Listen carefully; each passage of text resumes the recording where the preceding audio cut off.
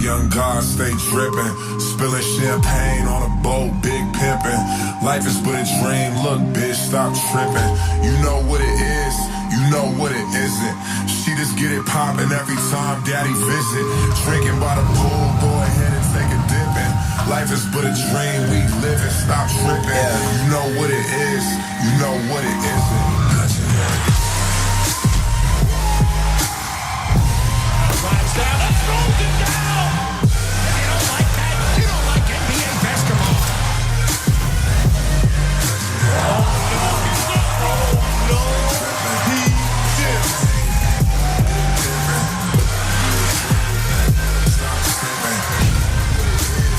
Morris Rose in the Thompson space. Swag, young God, stay dripping. Continue to support us. We're gonna have a hell of a year next year. 18-19 gonna be World, what up? Tripping.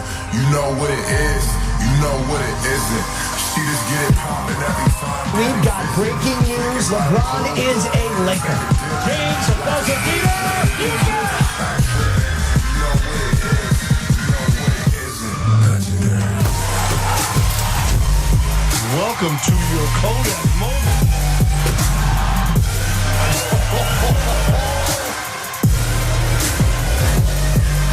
Don't do it like that.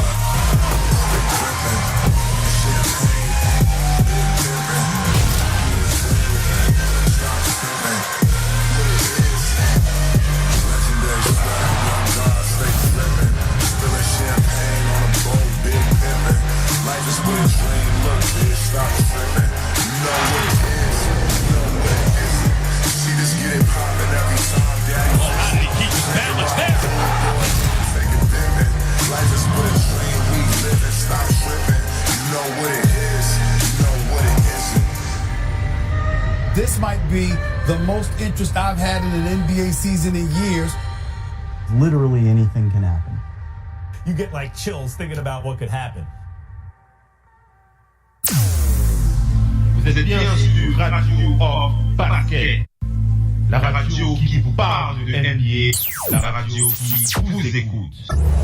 Basketball, What am I hoping for this season? I'm hoping my guy brings Showtime back to LA. I hope the Warriors are ready to be tested. Yeah. We hope the rest of the country sees a lot more Thunder. I respectfully disagree. I'm hoping for some courtside seats this season. What's so funny? What am I hoping for? Something that leaves me speechless.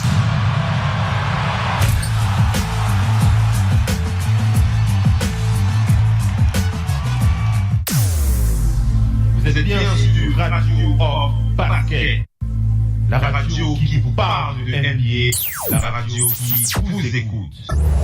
Basketball, c'est les mieux à la radio. La radio qui vous parle de NBA, c'est Radio Off Basket. Le basketball, c'est mieux à la radio. With the first pick to Team LeBron, I am going with Kevin Durant. With the first pick, Team Giannis, I'm going to go with Steph Curry. The second pick for Team LeBron, I'm going to go with Kyrie Irving. So with my second pick, I'm going to go with Joel Embiid. Big man. Wow. With the third pick, Team LeBron, I'm going to go with Kawhi Leonard. With the third pick of Team Giannis, I'm going to go with Paul George. He'll be balling out this season. With my final pick in the first round, I'm going to go with James Harden. By default, the last starter available is Kemba Walker of the hometown Charlotte Hornets. So, Giannis, you will be getting Kemba Walker to complete. La radio qui vous parle de NBA, c'est Radio Off Basket. Le basketball, c'est mieux à la radio. Follow your passion first. And when I retired from the game, I sat there asking kind of all the wrong questions. You know, what's the biggest industry I can get into? And it's all the wrong stuff. And you got to sit there and ask yourself, okay, what am I truly passionate about? What do I enjoy doing?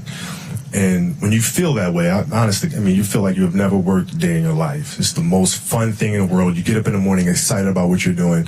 And you got to be really honest with yourself about it. If you wake up in the morning and you're dreading going to work, dude, do something else. Right. Do something else. And those are hard decisions to make. But when you make those decisions, it's a very liberating experience. And you find out that the rewards will come. Vous êtes bien sur Radio Off Basket. La radio qui vous parle de NBA, la radio qui vous écoute. Basketball, c'est le mieux à la radio. La radio qui vous parle de NBA, c'est Radio Off Basket. Le basketball, c'est mieux à la radio. When they start comparing, who's the best of all time, I never can accept that role. There's a lot of old guys that influenced my game, and if I didn't see those guys, there's no way my game would have evolved. So I'm not here campaigning for the best player in the world or in the history. I'm not saying that, because everybody plays differently in different eras.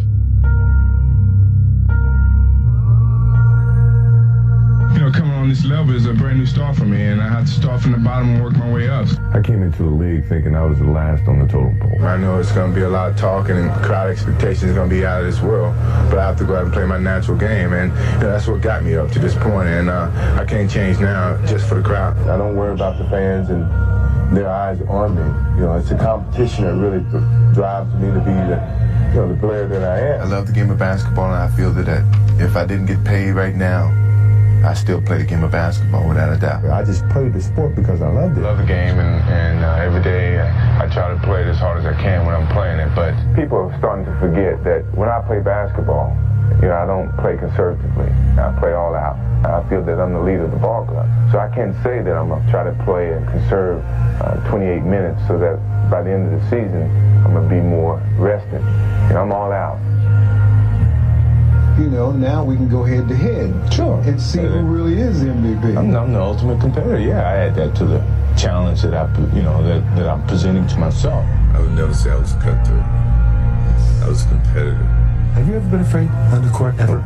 Against anybody? Never. Have you ever been intimidated by anybody? Never.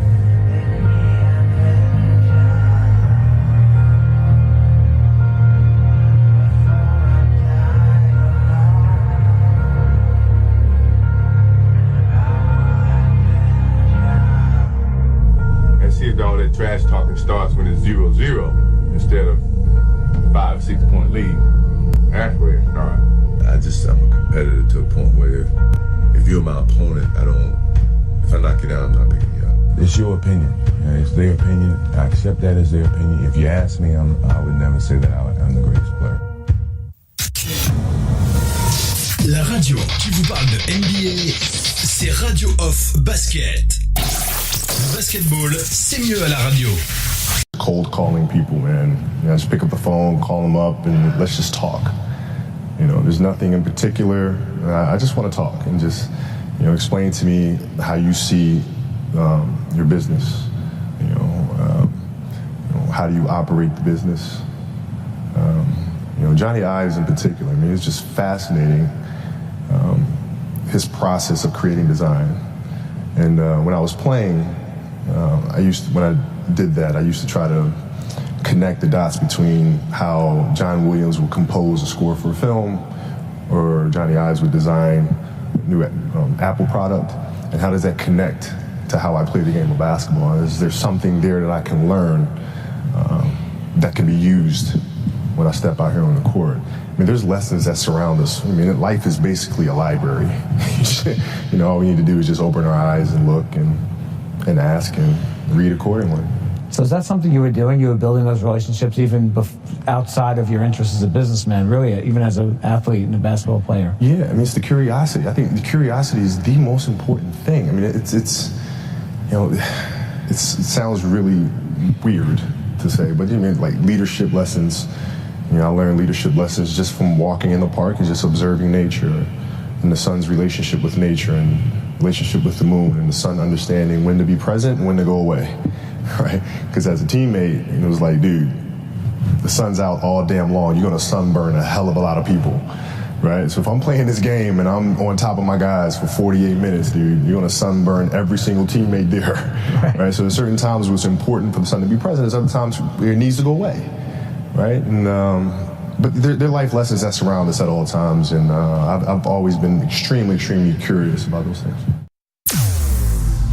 Vous êtes bien sur Radio Off Basket, la radio qui vous parle de NBA, la radio qui vous écoute. Basketball, c'est le mieux à la radio.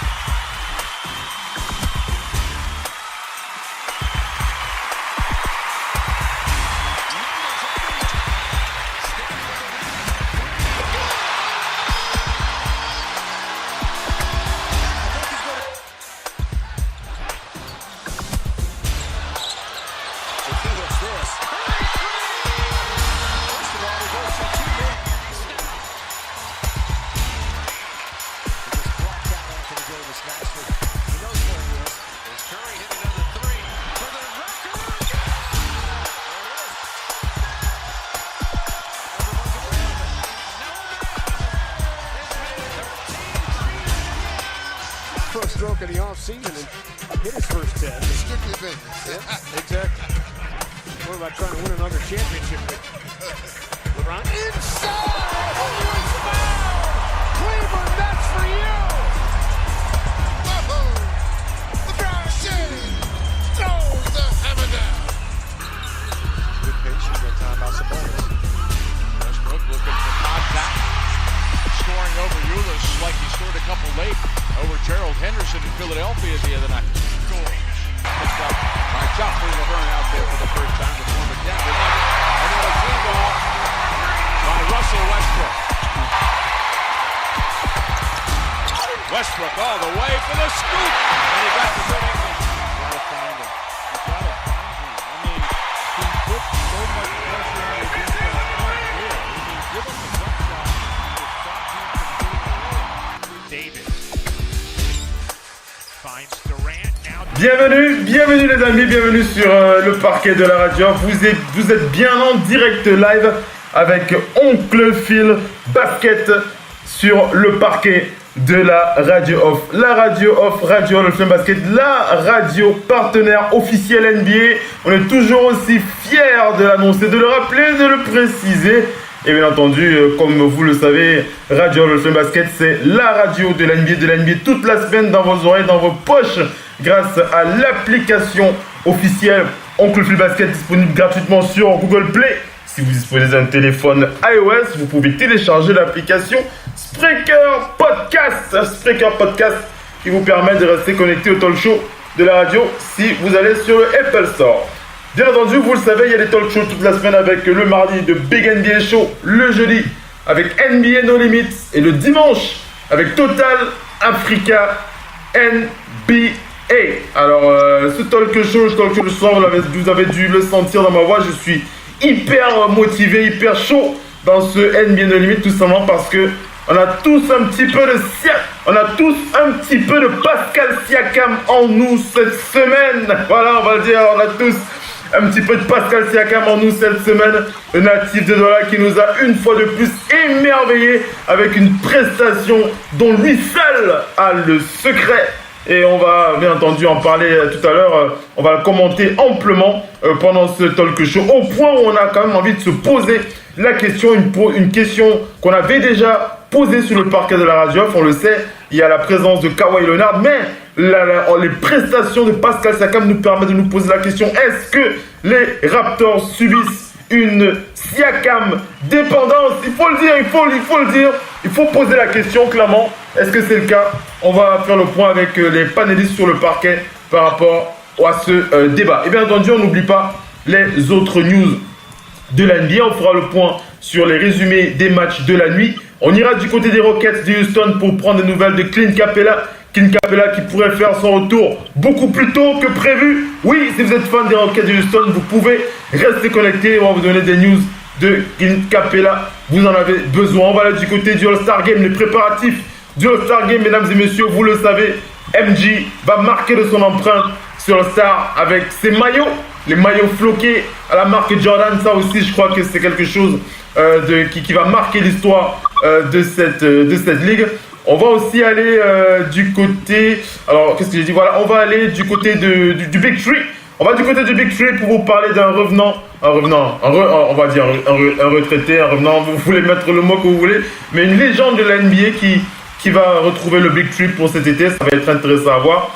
Adam Silver, mesdames et messieurs, oui, le commissionnaire de la NBA qui est tellement apprécié aux États-Unis puisqu'il est même approché par la NFL, mesdames et messieurs, la NFL qui veut s'accaparer les services de Adam Silver. C'est quelque chose qu'on va pointer du doigt ce soir aussi. On va aller du côté du Thunder, on va aller du côté du Magic d'Orlando pour prendre aussi des nouvelles de Markelle Fultz qui, par le biais de sa mère, a réagi sur les réseaux concernant son transfert au Magic d'Orlando. Énormément d'éléments à partager avec vous, mesdames et messieurs, dans la NBA No Limit, comme vous en avez l'habitude, une superbe émission. On va enchaîner avec les présentations. On va aller du côté du Delaware pour accueillir l'ours, mon ours à moi, l'ours de la radio. Pierre Gorame, aka Mopo. On rappelle, c'est un ours quand même de 2 mètres quelque chose. Hein, je crois que c'est 2 mètres. C'est quoi c'est 2 mètres combien déjà, Mopo? 1 mètre 4. Comment vas-tu, Mopo? On est très heureux de te savoir avec nous.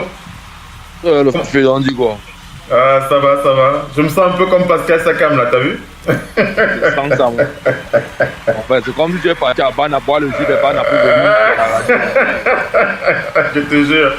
En tout cas, le très heureux. Ça.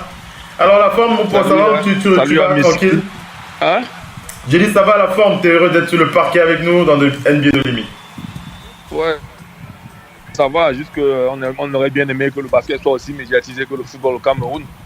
Que les bars c'est rempli des affiches de Pascal maintenant ou de Joël. Mais comme tantôt, c'est un sport qui go petit à petit au pays. Petit, oui, effectivement. On va accueillir Missy depuis Paris qui est sur le parquet. Bienvenue Missy, comment vas-tu en ce jeudi? Oui, ça va bien. Et... Est-ce que tu ressens la Siakam énergie ce soir? On a un peu senti cette émission quand elle est... Vous-même, quand vous avez démarré avec lui aussi. Vous avez beaucoup parlé de lui au début. Donc, quand il est drafté en 26e position, vous n'étiez pas du tout surpris. Il est sorti de Mexico State, on va bien le dire. Il doit être à peu près, je crois, la 2e personne draftée de cette université. C'est certes, c'est pas la SEC ou la Pac-12, c'est pas les gros marchés ni les gros marchés universitaires, mais il faut quand même être le meilleur joueur de cette ligue. Lui, il a été le meilleur joueur de cette ligue. Donc, c'est quelqu'un qui aurait très bien pu jouer dans la SEC et les autres ligues. C'est pas... Effectivement. Alors, beaucoup de choses à dire sur Pascal Sakam ce soir. Alors, vas-y, avec ta pensée du jeudi, Missy. On t'écoute. Ma pensée du jeudi, c'est une petite pensée. C'est quelque chose qui m'est revenu en voyant la liste de Basket Without Borders.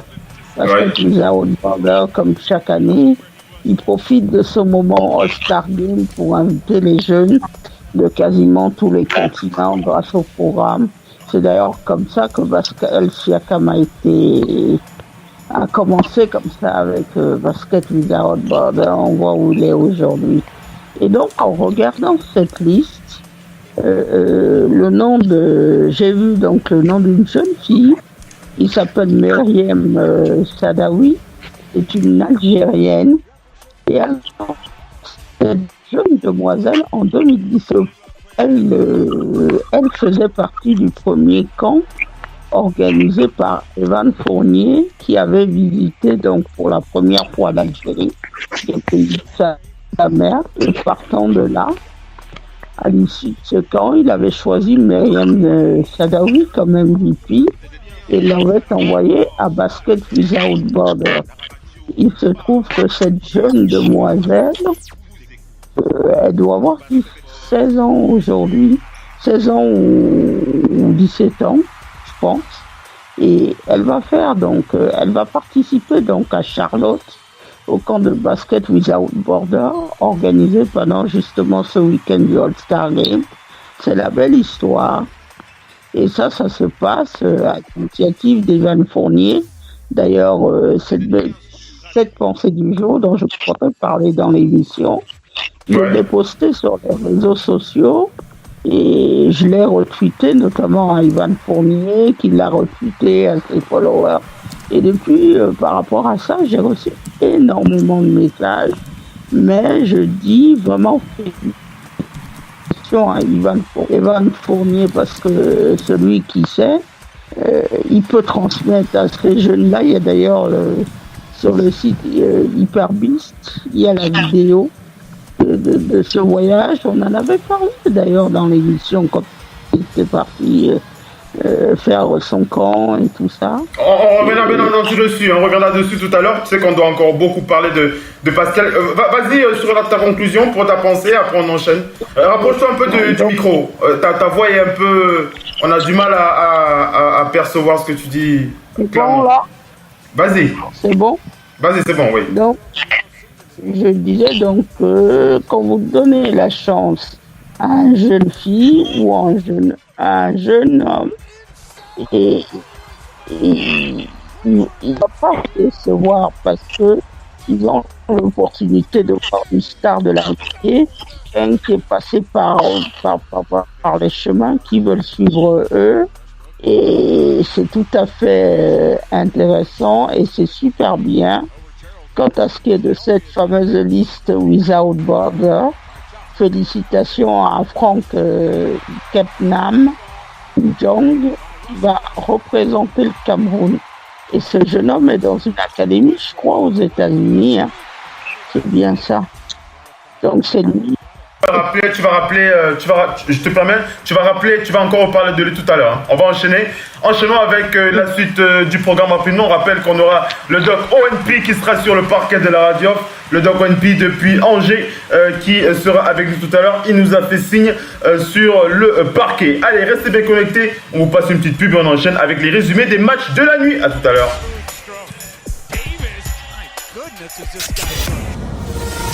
La radio qui vous parle de NBA, c'est Radio Off Basket. Le basketball, c'est mieux à la radio.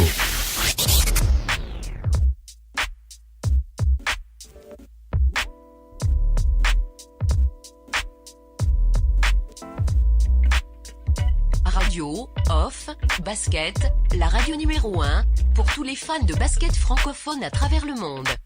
Participez en direct avec votre compte Skype. Pour cela, contactez le compte Skype Radio Off en un seul mot. Réagissez sur Twitter avec le hashtag Radio Off Basket. Saisissez votre commentaire sur notre page Facebook. Contactez-nous par mail à l'adresse info@radiooff.net. Envoyez-nous un SMS au numéro de téléphone 0044 740 570 45 65. Une seule adresse internet www.radiooff.net. Vous êtes bien sur Radio Off Basket. Hey, gros débile! Ouais, toi, la tête de veau. C'est bien à toi que je cause. Si tu peux pas faire mieux que ça, je te conseille de pas encombrer mon terrain et de rentrer chez toi, mon pote. Quoi tu joues, mec? Au fait, ton petit copain, c'est pas Super Souris? Non, Billy. Non, sans déconner, t'es trop mignonne pour jouer au basket, ma belle. Non, C'est marrant, mais t'as le bras en Z chaque fois que t'envoies le ballon. Putain, tu vas pas la fermer? Et tu te prends pour le Zorro des Blacks? Et on se tire ailleurs. Non, sérieux. Et ton crâne rasé, j'ai un porte-avions à mouche. C'est con qu'à l'hôpital on soigne pas ces types-là. À l'hôpital?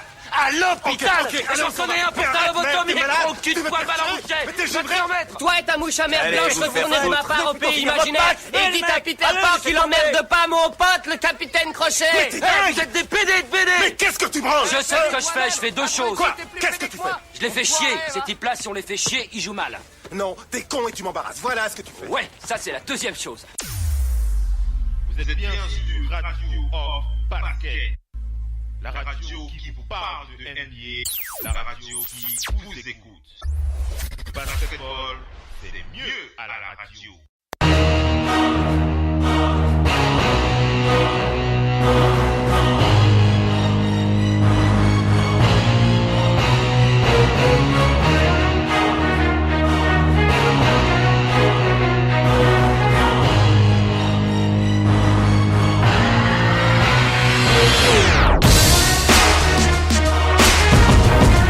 Allez les amis, on attaque avec la suite de ce talk show. Nous sommes dans les résumés des matchs de la nuit avec ces rencontres, toutes ces rencontres qui nous ont illuminés, qui ont illuminé notre nuit ou qui nous ont empêchés d'enchaîner avec la journée du matin.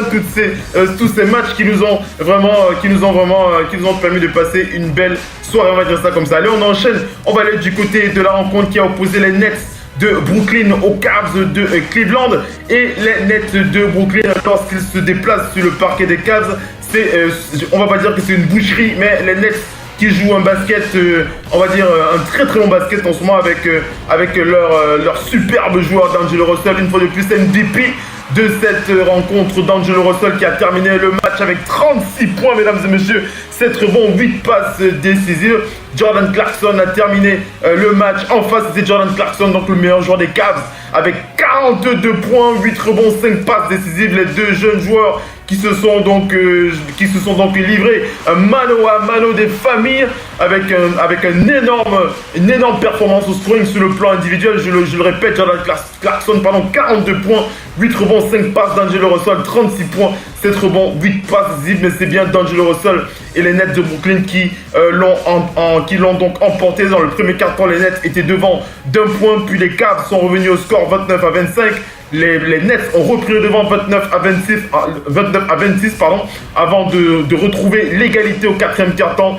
Puis ils sont allés donc en overtime pour terminer le match. Les Nets qui ont clôturé cette rencontre 39 à 30 pour finaliser, on va dire ça comme ça, ce match. Je vous l'ai dit, MVP de ce match, D'Angelo Russell. Il a bien été accompagné par son coéquipier, par Joe Harris qui était sur ce game, 25 points en 48 minutes de temps de jeu.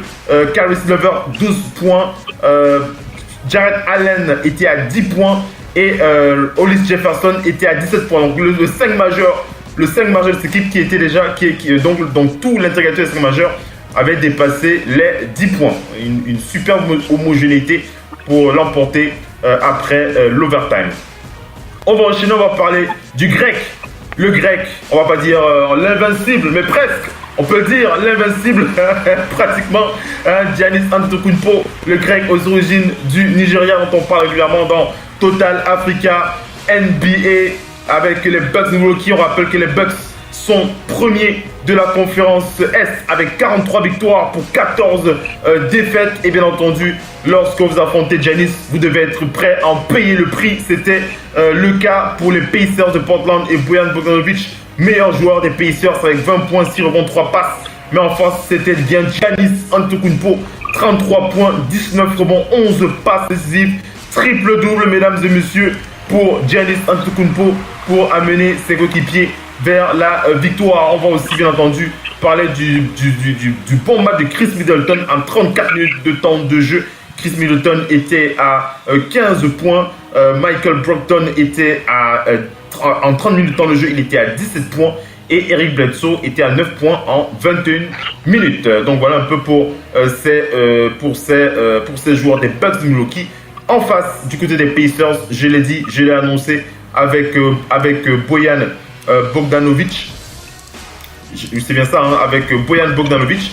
Mais je voulais regarder au niveau de Miles Turner, comment est-ce que Miles Turner s'était comporté sur ce match. On rappelle, hein, en l'absence de Victor Oladipo, Miles Turner et Bojan Bogdanovic sont les joueurs sur qui compte le head coach des Pacers de Portland. En 32 minutes de temps de jeu, il était à 20 points. Bojan Bogdanovic était à 20 points en 32 minutes de temps de jeu. Et Miles Turner était à 11 points en 28 minutes de temps de jeu. On rappelle que les Pacers d'Indiana sont 3e de cette conférence Est. 3e avec 38 victoires pour 38 victoires pour 20 défaites. On va faire réagir Mopo. Mopo, les Bucks de Milwaukee qui se dirigent clairement vers ce titre de champion de la conférence Est, même s'ils sont bien talonnés par les Raptors de Toronto, 43 victoires pour 16 défaites. Derrière, on a les Pacers d'Indiana. C'est assez serré pour ce trio de tête. Les Bucks, les Raptors et les Pacers. Mais qui encore, à part les Raptors, qui pourra empêcher, bien entendu, ces Bucks de rafler cette couronne à l'Est? Ça va être compliqué. Les Bucks sont vraiment magnifiques à avoir joué cette saison. Bobo. Je pense que Toronto va venir parce que pas que Toronto. C'est assez serré en tout cas. C'est assez serré. Toronto a traversé une petite passade là où il y avait un peu, mais là ils ont retrouvé ils ont retrouvé le traîneau là et c'est vrai quand même que leur rotation de scoring c'est pas trop ça. Comme ils reposent plus sur Pascal, mais pour nous qu'on est en train de jouer, je ne sais pas s'il est super saillant, avec qui il a causé pendant le off-season. Cet entraînement avec Kobe. C'est vrai que son pourcentage en 3 est vraiment low parce qu'il chute 32% à derrière. Mais une chose, si on a compris qu'à l'intérieur, il est inarrêtable. Dès qu'il pénètre là, c'est pour ça que tu vois, il fait les. Il est dominateur. Donc tu vas soit faire la faute, soit tu vas faire la faute, soit il va dunker. Donc il a compris ça. Là tu t'es rendu compte qu'il aime bien ramener le joueur, dribbler un petit cross pour attaquer pour le leurre. Il fait qu'en fait un leurre, tu ne peux que l'arrêter. Il est long. Dès qu'il fait un step, il est dans l'anneau. Donc, ça va se jouer entre les deux. Tu vois que ça va se jouer entre les deux pour la première place. Ça va être serré quand même. Ça va être serré, mais tu vois bien les Raptors devant au final. Oui, je sens. C'est parce que les Bucks, toujours vers la fin de saison, là, ils ont toujours un petit stress où ils sont à vide là. Donc je me dis que les Raptors pendant cette période-là vont continuer. Après le All-Star, les Raptors vont venir vraiment hard. Et tu vas te rendre compte que maintenant, le petit là, il a plus sa tête à aller se coiffer.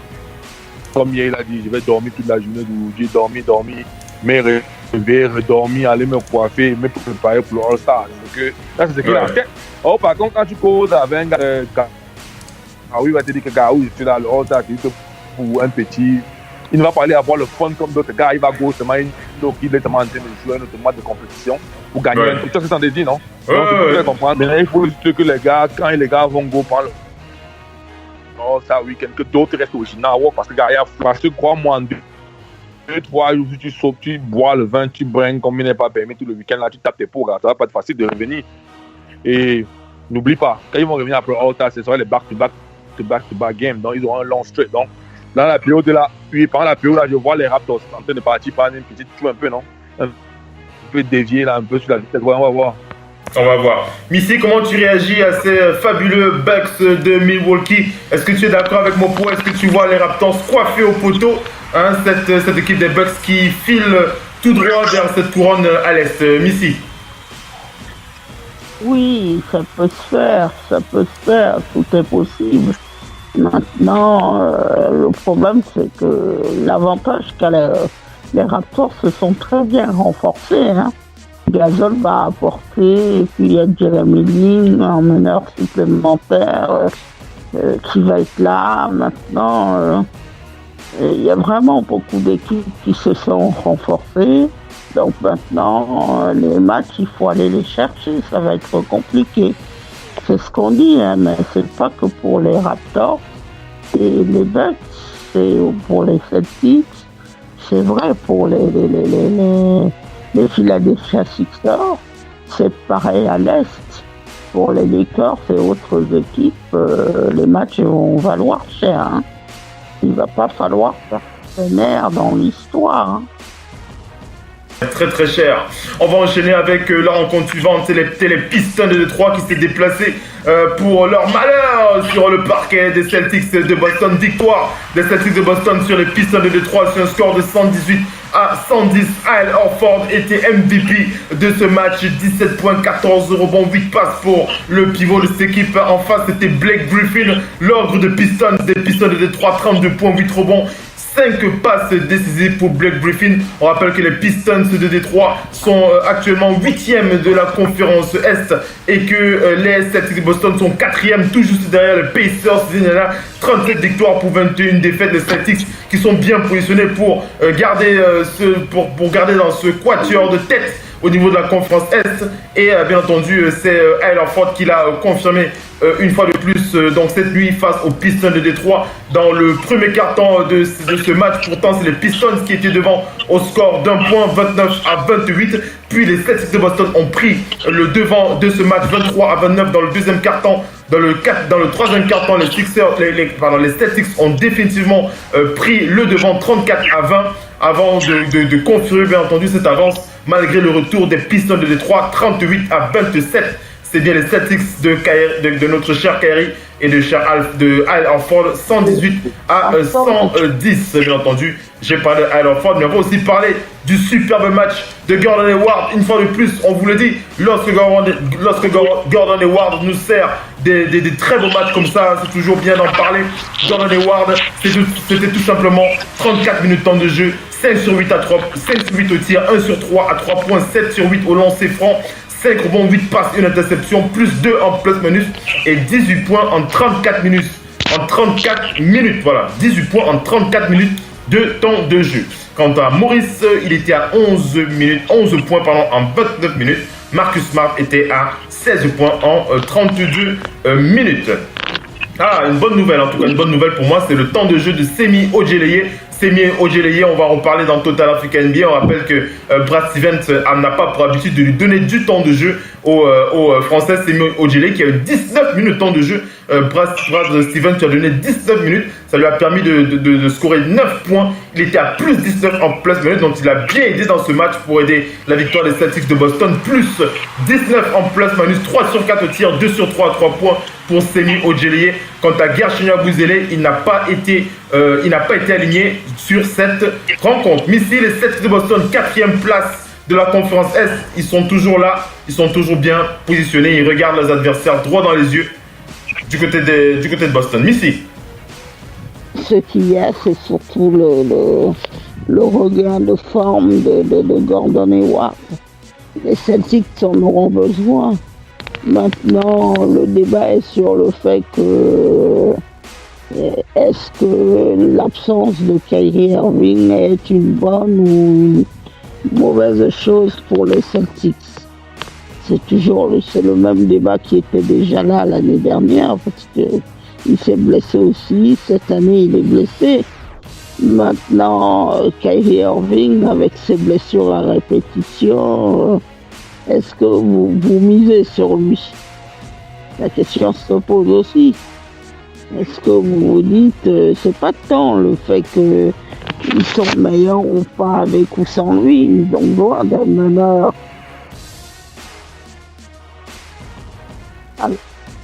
Oui, ils ont besoin d'un meneur, ils ont besoin de quelqu'un qui joue. Eux-mêmes, ils doivent miser sur eux-mêmes. Mais ils ont montré à l'Est cette année que ce soit les Bucks, les Sixers, Pacers et autres Toronto Raptors, ils peuvent gagner ces équipes-là. Donc à mon avis, c'est pas tellement la place qui va déterminer. C'est quand viendront les playoffs qui est le plus à même de gagner. Et les Celtics ont cet exercice-là. Quand on le regarde face aux meilleures équipes de l'Est, ils sont plutôt bons. Hein.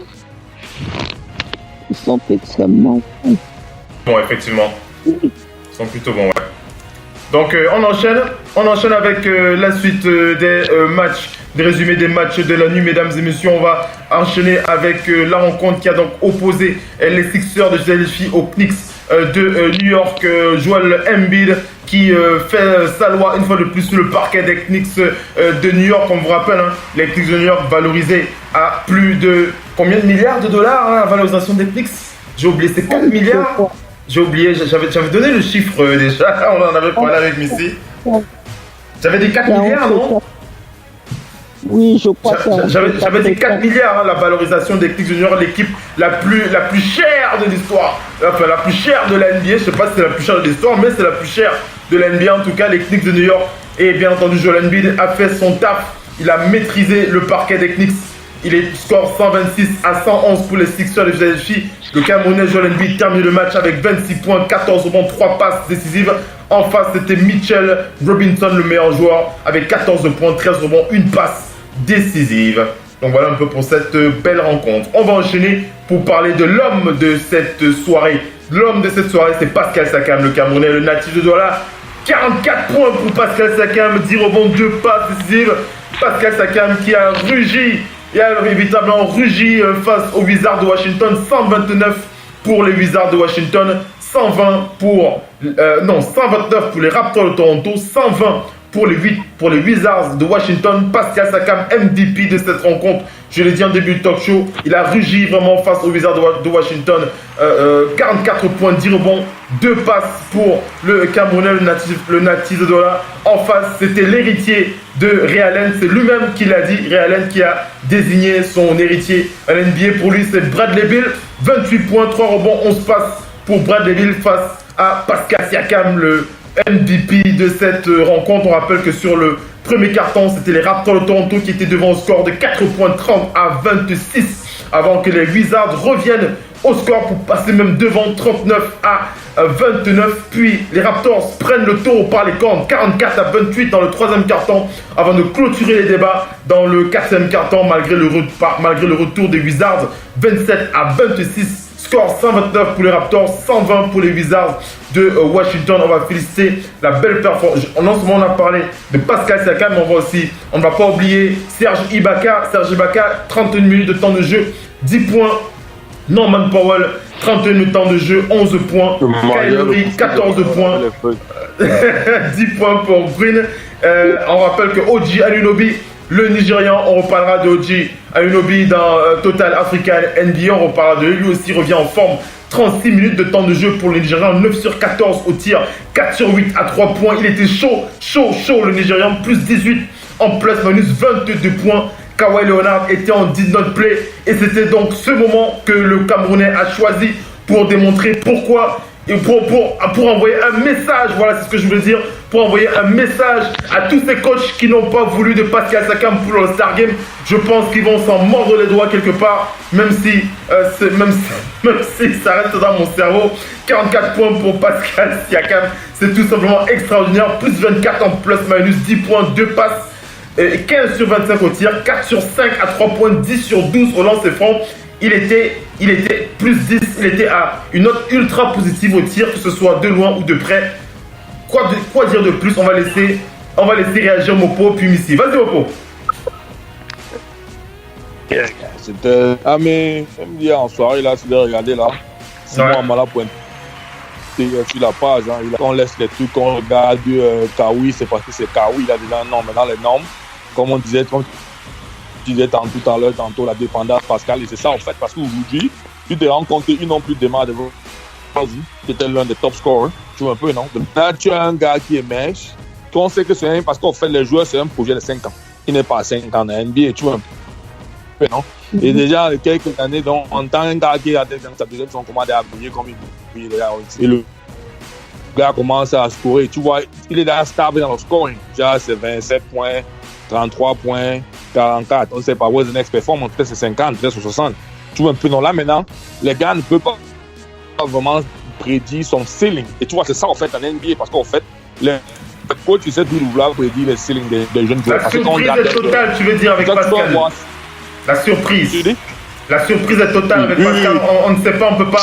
Il est imprévisible, c'est ce que tu veux dire. On n'arrive pas à prévoir ce qu'il peut faire. Là, maintenant, il se rend compte. Oui, là, il se rend compte que c'est un bruit qu'on ne connaît pas vraiment à quel niveau il est plein, en fait. Tu vois un peu, non? Comment, à quel niveau il va atteindre? Parce que là, tout le monde voyait Pascal comme un gars qui peut scorer 25 points, peut-être 20 points, et tourner à 10 rebonds, et faire un. Genre, ça, c'est déjà le stade qu'il voit la stabilité, peut-être 15 points, tu vois un peu, non?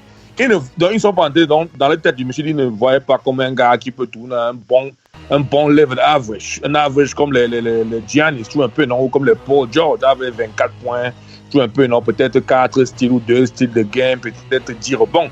Déjà constamment double top, mais là, il se rend compte que c'est un gars qui est un point parce qu'aujourd'hui, maintenant, il tire à 3. Il tire à 3 constamment en DLB, c'est sûr un peu, non? On a vu des actions où Kawhi dribble comme ça, il arrive, il a la possibilité de faire l'heure.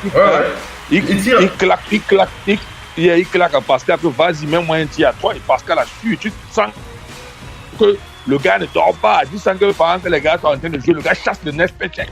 Un peu, tu non, et ce n'est même pas comme le dit son grand frère tous les jours, gars, il trying to be great, tu vois un peu, non? Tu vois un peu, Bob le dit chaque jour, il trying to be great, tu vois un peu, il ne veut pas juste un autre gars qui est venu. Il veut être un gars qui laisse son nom, parce qu'en fait, si tu es un des gars qui est en NBA, ça veut dire que l'année prochaine, quand il va finir son rookie, dans son contrat de rookie là, il sait qu'il va avoir un autre bon contrat que la vie, mais ce n'est pas ce qu'il cherche. Il trying to be great. Tu vois un peu, non? Si tu regardes sur la page, bon, chaque fois tu vas voir. My little brother is trying to be great. C'est tout ce qu'il cherche. He's trying to put his name out there. He want to be there. Parce que rappelle-toi, quand Pascal rentre en NBA, tout le monde peut parler de Joël. On parle de Pascal. Nous, on parle de Pascal parce qu'on connaît ce qu'il peut faire. Tu vois un peu, non? D'autres, c'était pas trop ça. Ils avaient des appréhensions. Mais nous, on savait quel niveau de jeu il peut avoir. Et c'est juste comme on l'a dit, on disait tantôt, laisser qu'il ouvre ses yeux au monde entier comme on verra ce qu'il peut faire. Et une chose est dans le sud, maintenant, ce qu'il va continuer de faire, c'est la consistance, en fait. Tu vois un peu, non? Quand il va continuer d'être consistant, ils verront qui il est. Et tout le reste va suivre. Comme on a précisé ici tantôt, quand tu as un coach qui donne la possibilité à l'attitude d'un joueur de jouer, même si tu étais un joueur qui avait la fousse et qui n'avait pas le potentiel dont on pensait, si maintenant tu es malin et que tu prends avantage de cela, là, tu peux devenir l'un des meilleurs. Là. C'est à toi de savoir de prendre de cette confiance. C'est tout. Là. Et il a pris cela, il l'a fait, il le fait, maintenant on le voit. Oui, Pascal Siakam, extraordinaire. Missy, tu veux réagir Vas-y, vas-y, sois un peu plus clair, essaie d'être le plus clair possible. Vas-y. Après, on va faire réagir le doc qui est là, je le vois connecté, on va le faire intervenir. Vas-y, Missy. Oui, juste une chose que je dis, quand vous donnez l'opportunité à quelqu'un, vous lui donnez l'opportunité, vous n'êtes ni dans sa tête, ni pour savoir ses limites. Pascal Siakam, on ne connaît pas ses limites au jour d'aujourd'hui. On le voit progresser. Alors écoute un peu, Missy, je te coupe pas, hein, mais écoute un peu cette réaction. On est dans ce dossier Pascal Siakam et je pose la question, les Raptors subissent-ils une Pascal Siakam dépendance? Pierre Ngouame aka Mopo dit que oui. Missy va répondre aussi à la question, mais je souhaitais partager avec toi, Missy. Écoute bien, hein, tu m'écoutes, hein?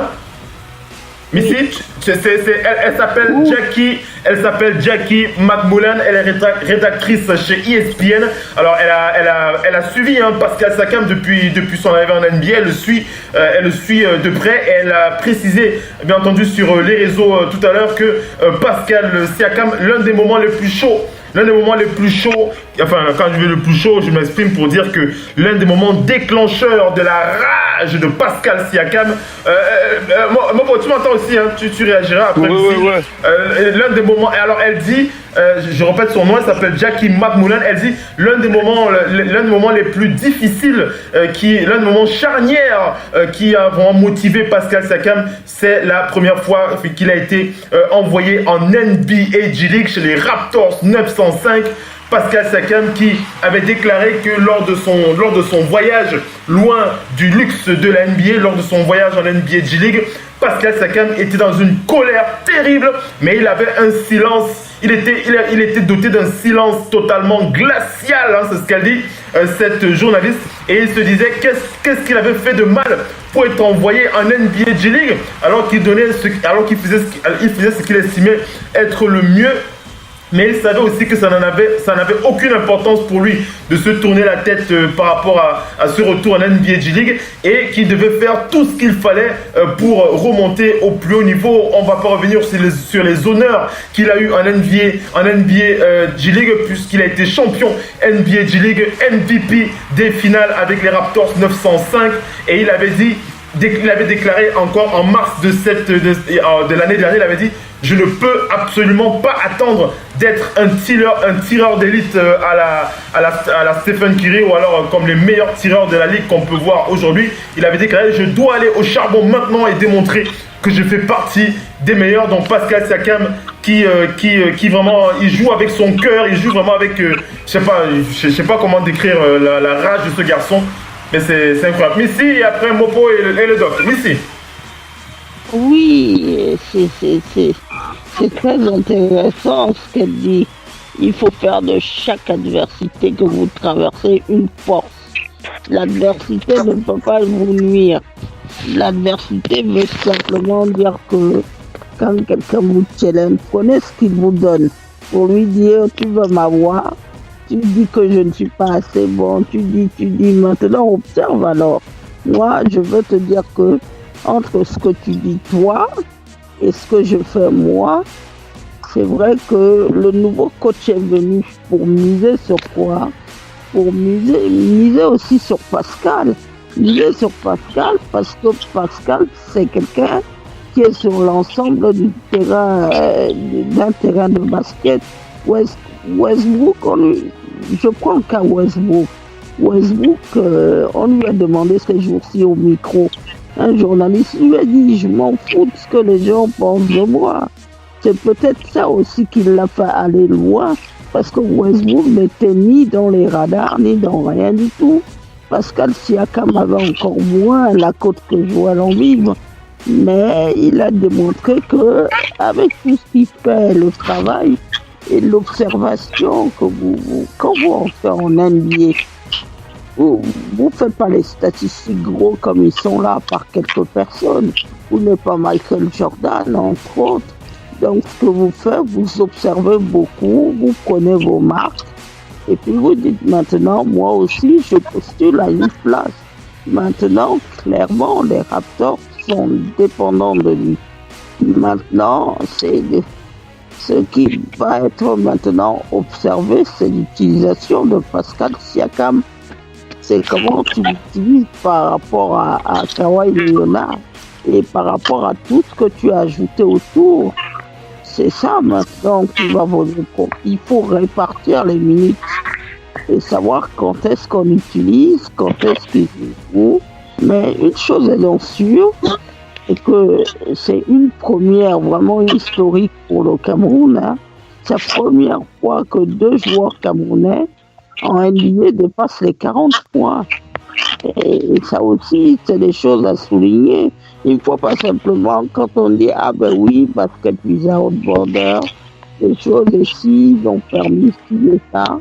Et saluer quand même, comme moi je dis, le travail des coachs au Cameroun. Les gens font, il y a des tournois, le Cameroun on y va, c'est sport. Et il faut vraiment que les choses se poursuivent. Le petit Marouf Moumine vient d'intégrer la NBA Academy au Sénégal. Donc il n'y a pas rien à faire. Il y a les Paul et Bois qui sont en Italie. Il y a plein de jeunes Camerounais qui eux aussi espèrent. Et je dis, toute la jeunesse, elle est galvanisée et par Siakam et par Joël Embiid. Et donc l'éternelle rivalité Douala Yaoundé se poursuit même maintenant à la NBA. Mais c'est bon enfant entre les deux, parce que tous les deux, ils sont allés tellement loin, au-delà de nos expériences, qu'on peut dire vraiment qu'on a la fierté des nôtres. Il faut être fier de ça. Et le dire, même si on dit 10 fois, 100 fois, on va toujours le... Eh oui. Yeah. Voilà. On va faire réagir le Doc Wenpi. Le Doc, est-ce que tu m'entends? Oui. Bienvenue, le Doc Wenpi depuis Angers. Bienvenue sur le parquet de la radio. Comment ça va la forme, le Doc? Ouais, ça va. Ça va, c'est quelques trucs extérieurs au basket à gérer, mais on est toujours là. On vient faire un tour sur le parquet. Alors le Doc Wenpi, on va te faire réagir d'entrée sur Pascal Siakam. Pascal Siakam qui nous a encore délivré une performance dont il a le secret. On va pas rappeler sans cesse sa stat, mais ça fait plaisir, c'est choco. Comme on dit encore, comme disent certains, 44 points, 10 rebonds, 3 passes ici pour Pascal Siakam. Alors Missy a parlé de ses débuts, Mopo a parlé aussi du fait que lui, il a parlé de Pascal, de sa famille aussi. Alors je voudrais quand même rappeler certains extraits aussi que nous a livré Jackie McMillan qui a donc livré un véritable travail de recherche sur le passif de Pascal Siakam. Alors elle raconte donc qu'elle est allée au Cameroun. Donc elle est allée au Cameroun et elle a visité le centre le centre comment ça s'appelle. Alors il faut préciser qu'elle a visité elle était au Cameroun et elle a été aidée, c'est ce que je voulais dire. Elle a été aidée dans la visite puisqu'il fallait quelqu'un pour lui montrer son chemin. Elle a été aidée donc par la mère de Luc Mbamouté, Agnès Mouté. Mopo, tu m'entends, hein? Tu m'entends, Mopo?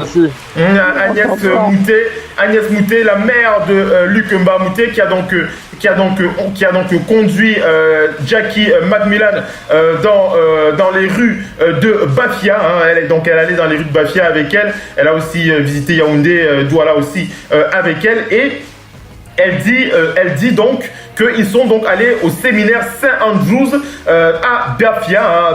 Bafia, donc voilà, si vous ne connaissez pas Bafia, c'est du côté donc du Cameroun. Si vous ne connaissez pas le Cameroun, on vous le précise, c'est juste une ville qui se trouve au Cameroun, à 80 km de la capitale, à 80 km de Yaoundé. Donc elle rappelle qu'elle est donc allée au séminaire Saint Andrews de Bafia où Pascal Siakam avait passé son enfance et elle a rencontré le directeur de ce séminaire qui s'appelle Armel Collins Njama, donc qui l'a fait entrer dans son bureau. Elle raconte,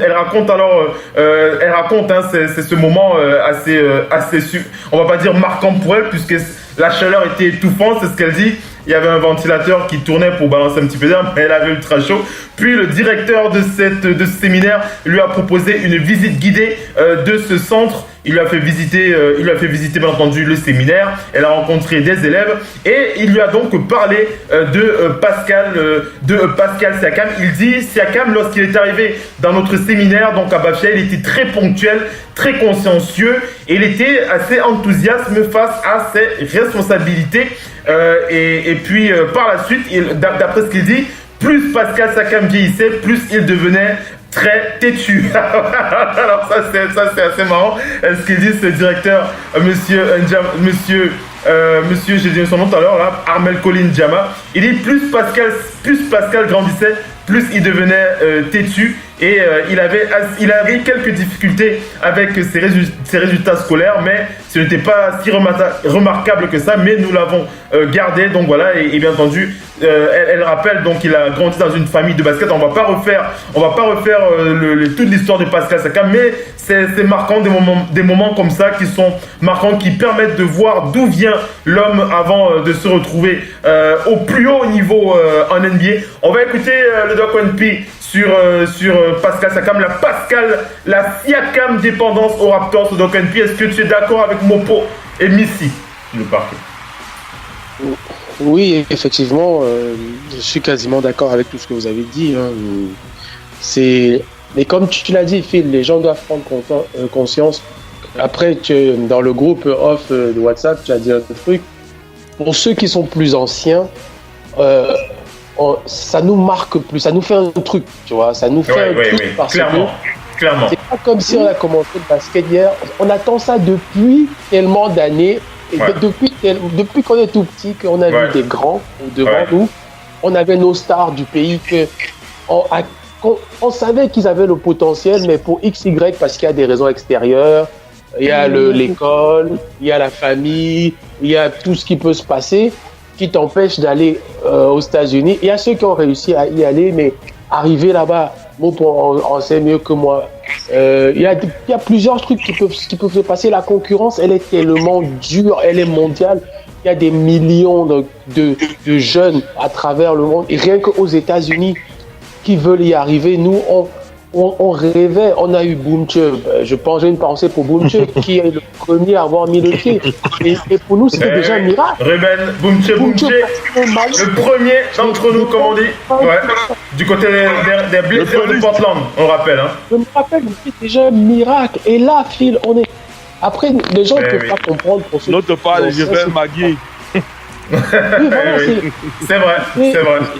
Les gens ne peuvent pas comprendre ce que ça fait maintenant de voir, pas un, mais deux, qui... déjà, Luc, ce que Luc a fait, on a vu Luc, nous, c'était déjà... Quand on a surtout ce que Luc a fait, quand il arrive à NBA, être vétéran NBA, on ne parle pas de faire 1 an, 2 ans et d'être poussé en Europe ou bien d'être perdu, excusez-moi pour ceux qui y jouent, mais en Amérique du Sud ou je sais pas, mais d'être vétéran NBA, pour nous déjà avoir quelqu'un comme ça, c'est trop. Mais là maintenant, on parle de 2 joueurs qui font des performances pour lesquelles on, passe-moi l'expression, on se touche. Limite, quand on voit des joueurs américains faire ça ou bien des joueurs étrangers faire ça, on crie, on se demande comment ils font ça. Mais là, ce sont 2 jeunes qui étaient dans les quartiers où on a aussi grandi, qui sont arrivés et qui finalement émerveillent le monde. Chaque fois que Pascal fait une performance, je vais un petit peu, même la plus petite, hein, je vais un petit peu sur le Facebook des Toronto Raptors. Il faut voir comment les Américains du Nord aiment ce gars et comment il est adulé par ce public de connaisseurs pour qui... Là, et tu vois, et quand je vois ça chaque fois, j'ai envie souvent de faire un commentaire pour être avec fierté et de dire je suis du même pays que lui. Juste dire ça. J'ai envie de le dire avec fierté que je suis du même pays que lui. Moi, juste un commentaire. On est tellement heureux le Doc P, c'est quelque chose d'incroyable. Ouais, vas-y. Ma question.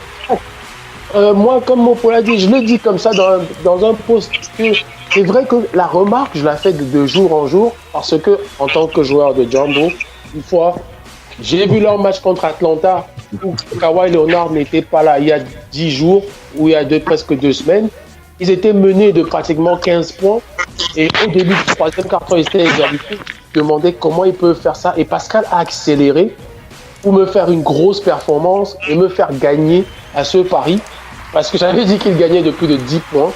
Et il a fait une accès. Et j'ai vu plusieurs autres matchs et je me suis dit, mais c'est vrai que quand Kawhi n'est pas là, ils ont besoin de Kawhi Leonard. Je ne dis pas que c'est parce qu'il doit le patron. Non, c'est un bon lieutenant. Mais le fait d'être ce joueur, qui... ce bon lieutenant, ce joueur au service de son franchise player et de sa franchise, c'est le passage obligatoire, mais on voit que ça nous cache aussi un potentiel que le mec a déjà, puisque Kawhi Leonard, malheureusement pour eux, ne peut pas jouer beaucoup de back-to-back, donc il est dans sa saison après avoir manqué 1 an, donc ça permet plus de voir un petit peu ce que ce joueur est capable de faire, et chaque fois que Kawhi est absent, on a l'impression que ce coach confie le destin de son équipe entre les mains d'un joueur qu'ils ont envoyé en D-League. Oui, le coach lui confie. On se rappelle de la balle de match contre je ne sais plus qui, où Kyle Lowry était là. Kyle Lowry a dû dire Amen, fais-nous gagner à ce jeune Camerounais. Kyle Lowry a dû dire. Donné ça à l'aile, le gars a tapé sa dernière seconde. Mais oui, c'est toute l'équipe. Et il y a eu un autre là où il est en 1 contre 1, il dribble. Il fixe le défenseur, toute l'équipe est écartée pour dire Pascal, amène-nous à la victoire, s'il te plaît. Toute l'équipe, et il va mettre sa cœur et il finit. C'est ça un petit peu que je me dis, le potentiel que ce gars a. J'ai commenté avec un mec en lui disant, écoute, Doncic est arrivé à Dallas où il y a l'espace pour qu'il s'exprime. C'est sa chance, il ne jouera peut-être pas le titre, parce que Pascal a la chance de jouer le titre quand même là-bas, donc on ne va pas faire la fine bouche. Mais Doncic serait tombé dans une équipe pareille ou une équipe où il y a Paul George, on ne verrait peut-être pas directement son potentiel. Il a quelque part on voit son potentiel parce qu'il est dans une équipe où on lui a confié directement le destin de l'équipe. Pascal, c'est l'inverse pour moi. Sans Kawhi, ça se dit Pascal est même All-Star ou Il tourne avec une grosse moyenne, mais il joue peut-être pas les playoffs, donc on peut pas tout avoir dans la vie. On peut pas tout avoir, mais au moins on sait maintenant, et moi je le dis de façon certaine, comme tous les supporters des Raptors sur leurs réseaux sociaux, ils ont une pépite entre les mains. Ils ont une pépite entre les mains. Donc là, moi j'en suis maintenant certain. S'il continue comme ça, il va aller très très loin. Très loin. Une chose aussi, hein. Oui, vas-y. Juste une chose, lors de cette grosse performance, les chants de MVP sont descendus des allées. Hein. Pour soutenir Pascal Siakam. Oui, Pascal Siakam, extraordinaire. Pour un dernier mot avant que j'enchaîne. On connaît la NBA, gars. C'est le film, gars. Tu peux être là, tu performes comme ça, on est sûr que tu vas percer. Parce qu'il veut te prendre dans un. Il y a un gars comme Diro cette saison, il fait des grosses performances, gars. Pour un gars qui est de retour, il passe under the radar. Il y a flop de gars, n'oublie pas, il y a même Azel, Thomas, Damien. Là, les gars, avant qu'on commence à commenter d'eux, c'était des trucs extra, tu vois un peu, non? Mais une chose là-dessus, on attend seulement qu'il continue et qu'il donne sa franchise, il devient le key player, tu vois un peu loin, non? Parce qu'une chose là-dessus, ça c'est la route qui est en train de. Il se dirige vers, comme a dit Simon, dans la vie, tu dois être lieutenant avant d'être général. Et pour le moment, il est lieutenant et son drôle de général arrive quand il va signer son master, tu vois un peu, non? Parce qu'il ne va pas se mentir, il continue sur la même lancée. Son prochain truc, c'est au minimum dans les 15-20 millions l'année. Donc, on n'est même pas réfléchi dessus. En tout cas, Pascal Siakam, on est là pour le pousser. Va plus haut, Pascal Siakam. Hein, vas-y, il amène tous les couleurs du continent africain et du Cameroun en particulier. Vas-y, qu'est-ce que tu veux dire? N'oublie pas de parler de Stephen Curry et son petit frère. De qui? Steph Curry. Steph Curry et Steph Curry, gars. C'était très amusant hier. Non, vas-y, dis-le parce que je suis pas trop dans le truc. Vas-y, dis-le. Parce qu'il y a eu une action. Il y a eu hier, là, quand j'étais, je crois que c'était 4-8, c'était vers la fin, là, les 4. On a donné le ballon à Steph Curry 3 fois, on a donné en isolation sur son grand. C'était la consommation. Dans ma tête, on t'a dit que c'est sûr que le gars là va dire que mon petit, là, tu n'en es pas beaucoup. Donc, fais vite le match fini, je vais tuer tes vies. C'était marrant, ouais. C'était marrant. Alors, super match. D'ailleurs, comme ça me permet d'enchaîner rapidement avec ce résumé. J'enchaîne donc avec ce résumé. Donc les Warriors de Golden State face aux Blazers de Portland. Et donc on va donc parler de cette victoire des Blazers de Portland. Les Blazers de Portland sur les Warriors de Golden State, 129-107. MVP de ce match, Damian Lillard, 29 points, 3 rebonds, 8 passes décisives. En face, c'était Kevin Durant, le meilleur joueur des Warriors, avec 32 points, 4 rebonds, 2 passes décisives. On rappelle que le match était assez serré dans le premier carton. 2 points d'écart pour les Warriors, 33-31.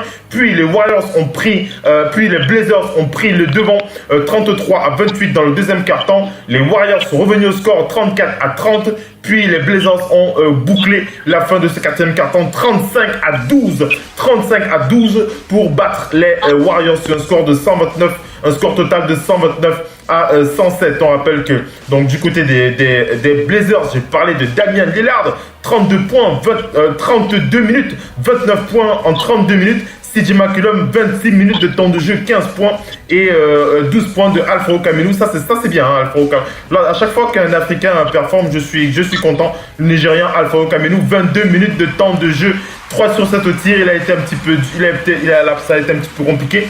2 sur 4 à 3 points. Là, c'est bon. 4 sur 4 au lancer franc, 12 points, 7 rebonds, 4 passes pour le Nigérian Al-Farouq Aminu qui a aidé ses coéquipiers à pousser vers la victoire. Du côté des Warriors, j'ai parlé de Kevin Durant, 33 minutes de temps de jeu pour 32 points. Stephen Curry était à 32 points pour 33 minutes. Klay Thompson, 32 points pour 9 points pour lui.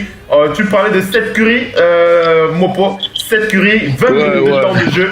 20 minutes de temps de jeu pour Seth Curry. 11 points. Voilà, Seth Curry qui a donné un petit peu la leçon à son grand frère cette nuit-là. Comme l'a dit Missy. 20 minutes de temps de jeu, 3 sur 6 au tir. 0 sur 3 à 3 points quand même pour Seth Curry. Bon, il n'a pas mis à 3 points quand même, mais bon. Il était très cloche au moment où il fallait. Parce où il fallait, ouais. Il était carrément à la fin. Ouais, il a arraché. C'était au moment où, quand il prenait son gars en one contre one, il pénétrait facile. Il faisait le step back, il tirait sa tête. C'était grand. Donc c'était comme s'il s'amusait derrière la maison que papa regarde-moi avec. Regarde ce que je fais à ton fiston. On rappelle que les Blazers de Portland sont 4e de la conférence Ouest, 34 victoires pour 23 défaites. Les Warriors sont premiers avec 41 victoires pour 16 défaites. Les Nuggets deuxième, 39 victoires pour 18 défaites. Et c'est le Thunder qui a la 3e place de ce classement, 37 victoires pour 19 défaites. On va parler des Suns de... Oui. Ah, le doc, il y a après-midi. Qu'est-ce que le doc veut dire? Il y a après-midi. Petite parenthèse avec Markieff Morris qui vient de signer au Thunder. C'est bon à savoir. Et Markieff Morris qui vient de signer au Thunder. Et hier, Panther qui va à Portland. Je ne suis pas plus inquiet encore que ça, mais je dis depuis que ces playoffs, les Warriors vont devoir faire très gaffe ces playoffs qui arrivent parce que la concurrence est vraiment armée. C'est incroyable comment la concurrence s'est armée à tous les niveaux.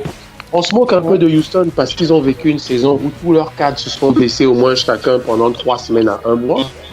Et que malgré ça, ils réussissent à s'accrocher comme ils peuvent sous des performances de James Harden. D'ailleurs, qui voient leurs limites avec la fatigue, comme on le disait. Heureusement que le All-Star Break arrive parce que Harden... si ça continuait comme ça, c'est la blessure qui allait le choper.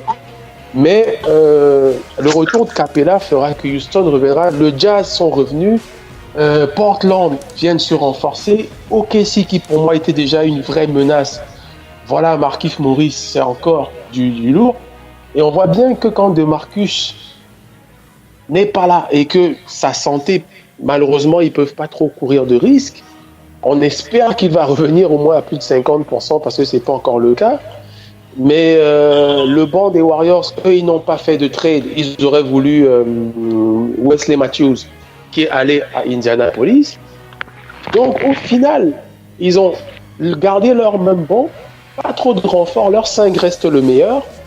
Mais les playoffs à l'Ouest, on en parlera après le All-Star Break parce que il va falloir préparer une rubrique semaine par semaine parce que je ne veux pas faire peur aux supporters des Warriors, mais la concurrence nous permet au moins de rêver qu'on ait des playoffs serrés. Et on peut plus se dire le titre va pour les Warriors, comme on disait avant. Non, c'est cette saison. Houston, OKC, le Jazz de Utah, Denver, il y a du méga lourd dans cette conférence. Ouais, ça c'est sûr.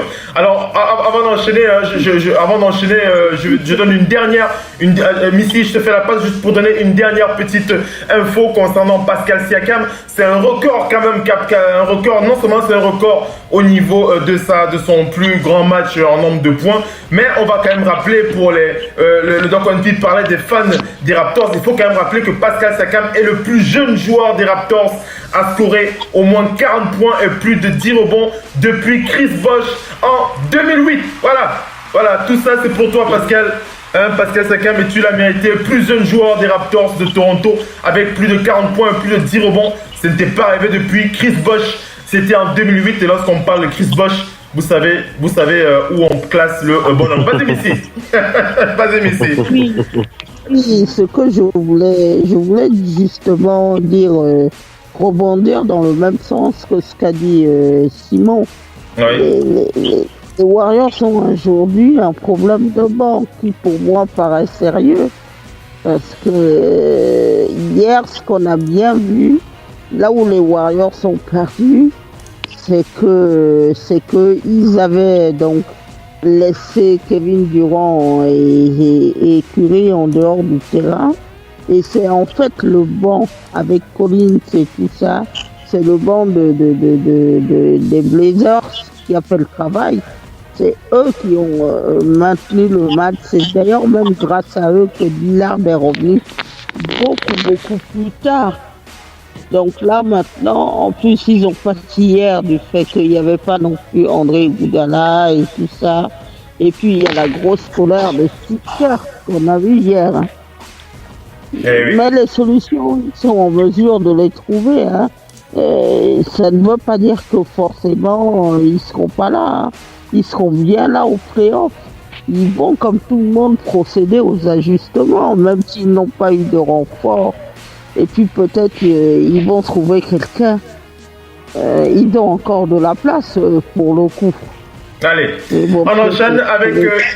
enchaînant, il y a encore des matchs à partager avec les auditeurs et les news, on n'oublie pas dans la troisième et dernière partie de ce talk show. Je vais aller rapidement, on va parler des Grizzlies qui ont donc perdu face aux Bulls de Chicago sur le parquet des Bulls grâce à un Otto Porter Jr. des grands soirs. 37 points pour Otto Porter Jr., 10 rebonds, 2 passes face à Delon Wright des Grizzlies de Memphis. C'était bien les Bulls de Chicago qui étaient les maîtres sur leur parquet. Ça fait plaisir à voir. Ça fait plaisir à voir. On va parler des Rockets de Houston aussi qui ont perdu face aux Timberwolves du Minnesota malgré les 42 points. Les 42 points, 5 rebonds, 6 passes de James Harden. C'est bien Jeff Teague des Timberwolves qui avec ses coéquipiers, ont donc mené leur match vers cette victoire. 27 points, 3 rebonds, 12 passes pour Jeff Teague face aux 42 points du barbu James Harden. On va aussi parler du Heat de Miami face à Luka Doncic. Du Heat de Miami. Hein, tu veux dire quoi? Rapidement, s'il te plaît. Vas-y. Il faut que j'accélère. Vas-y. Sur Minnesota, j'invite tout le monde à regarder la match de Okotie sur Harden. Elle est monumentale. Allez, j'enchaîne. Donc, je parlais du Heat de Miami face à Luka Doncic et Dwayne Wade qui a aussi témoigné de l'importance que va être ce joueur Luka Doncic dans les années à venir en NBA. Luka Doncic qui a terminé MVP non, il n'a pas terminé MVP, il a terminé meilleur joueur des Mavericks de Dallas. 18 points, 12 rebonds, 9 passes pour Luka Doncic. On rappelle que le Heat de Miami avait battu les Mavericks de Dallas 112 à 101. C'était Dion Waiters de retour au plus haut niveau. 20 points, 4 rebonds, 3 passes face à Luka Doncic. Il ne voulait pas subir ce qu'avait subi un certain Damian Lillard. On s'en souvient, c'était il y a encore quelques jours avec Missy et Mopo. On avait commenté ça en direct. John Waiters qui ne voulait pas subir la même humiliation. On va parler des Kings de Sacramento face aux Nuggets de Denver. Les Nuggets qui ont défendu leur parquet face aux Kings de Sacramento 120 à 118. C'était Nikola Jokic, le MVP de ce match. 20 points, 18 rebonds, 11 passes face à Harrison Barnes, le meilleur joueur des Kings de Sacramento. On rappelle qu'Harrison Barnes qui vient tout fraîchement des Dallas de Mavericks. 19 points, 11 rebonds, 4 passes décisives. Et on va terminer avec les Suns de Phoenix. Les Suns de Phoenix. Isaiah Thomas, donc on a oui, c'est vrai, il faut parler aussi du retour d'Isaiah Thomas. Merci Missy du retour d'Isaiah Thomas. On va revenir justement sur cette feuille de stats pour partager avec les auditeurs la prestation d'Isaiah Thomas. Merci Missy de le rappeler. Isaiah Thomas donc face aux Kings de Sacramento en sortie du banc. 13 minutes pour le Nabo. Bon, c'est quoi toi? Moi, je me fais rigoler. Isaiah Thomas, 13 minutes de temps de jeu, 3 sur 6 au tir, 2 sur 5 à 3 points, 2 passes et 8 points pour Isaiah Thomas. J'ai failli dire encore le Nabo. Plus 2 en plus-minus. Il a plutôt été bon au niveau intimidation. Mais voilà, c'était bon pour lui. C'était un bon retour pour lui. Moi, j'aime bien ce genre de stats. Mobo, c'était pas mal pour Isaiah. Ouais, c'est bien pour c'est un Nabo. Pourquoi tu refuses de dire c'est un Nabo, mon frère? Ouais, c'est bien pour lui. Il a fait les très bons stats. Mais j'espère maintenant qu'il a appris de ses leçons parce que j'ai l'impression c'est bien vrai que les Celtics vont d'ouvrant, tu vois un peu, non? Par trading him. Et à un certain niveau aussi, j'ai eu l'impression qu'il était tout tac. Il a perdu un petit pourcentage de son immunité. Voilà, c'est pour ça que tu te rends compte que s'il avait négocié comme il fallait avec les Celtics, et c'est un thème, je ne pense pas qu'il devait jeter de la peau. C'est vrai qu'ils ont balancé la peau. C'est ça là où son trouble a commencé. Tu as vu combien quand il a perdu hors des bacs. Tu vois un peu, non? Parce qu'il a perdu assez en suprématie. Maintenant, j'espère qu'il va build back up parce que là, maintenant, c'est un nouveau challenge qui se considère comme un gars qui revient à NBA. Parce que d'où il revient là, il vient de l'enfer. Donc maintenant, j'espère qu'il va laisser ses aides, tu vois un peu, non? Oui. Parce qu'on ne joue pas sur son passé, là. Il avait une belle carrière au Celtic, c'est bien beau, mais là, il revient, c'est un nouveau truc, un nouveau système, un nouveau. Le retour d'Asiah Thomas. Ouais. Et écoutons le doc et après Missy. Le doc, qu'est-ce que tu veux dire sur le retour d'Asiah Thomas? Il revient dans une équipe qui carbure au collectif. Une équipe qui carbure au collectif avec deux jeunes arrières terribles parce que on ne le souligne peut-être pas assez. L'adresse que ils ont là-bas surtout avec que ce soit Beasley, Murray et Gary Harris, ils ont tout ce qu'il faut en arrière dans leur backcourt. Donc, ils reviennent dans une équipe qui partage beaucoup le ballon, qui joue peut-être le meilleur collectif pour l'instant cette saison. Donc, il va devoir se fondre. Et je trouve ça intéressant quand même de commencer hier par un match où ils ont dû faire une remontada. Il n'est pas rentré dans le garbage time. C'est ce qui est peut-être intéressant pour ces 8 points en 13 minutes, c'est que Denver a souffert hier. Denver a dû poursuivre les Kings pour revenir au score.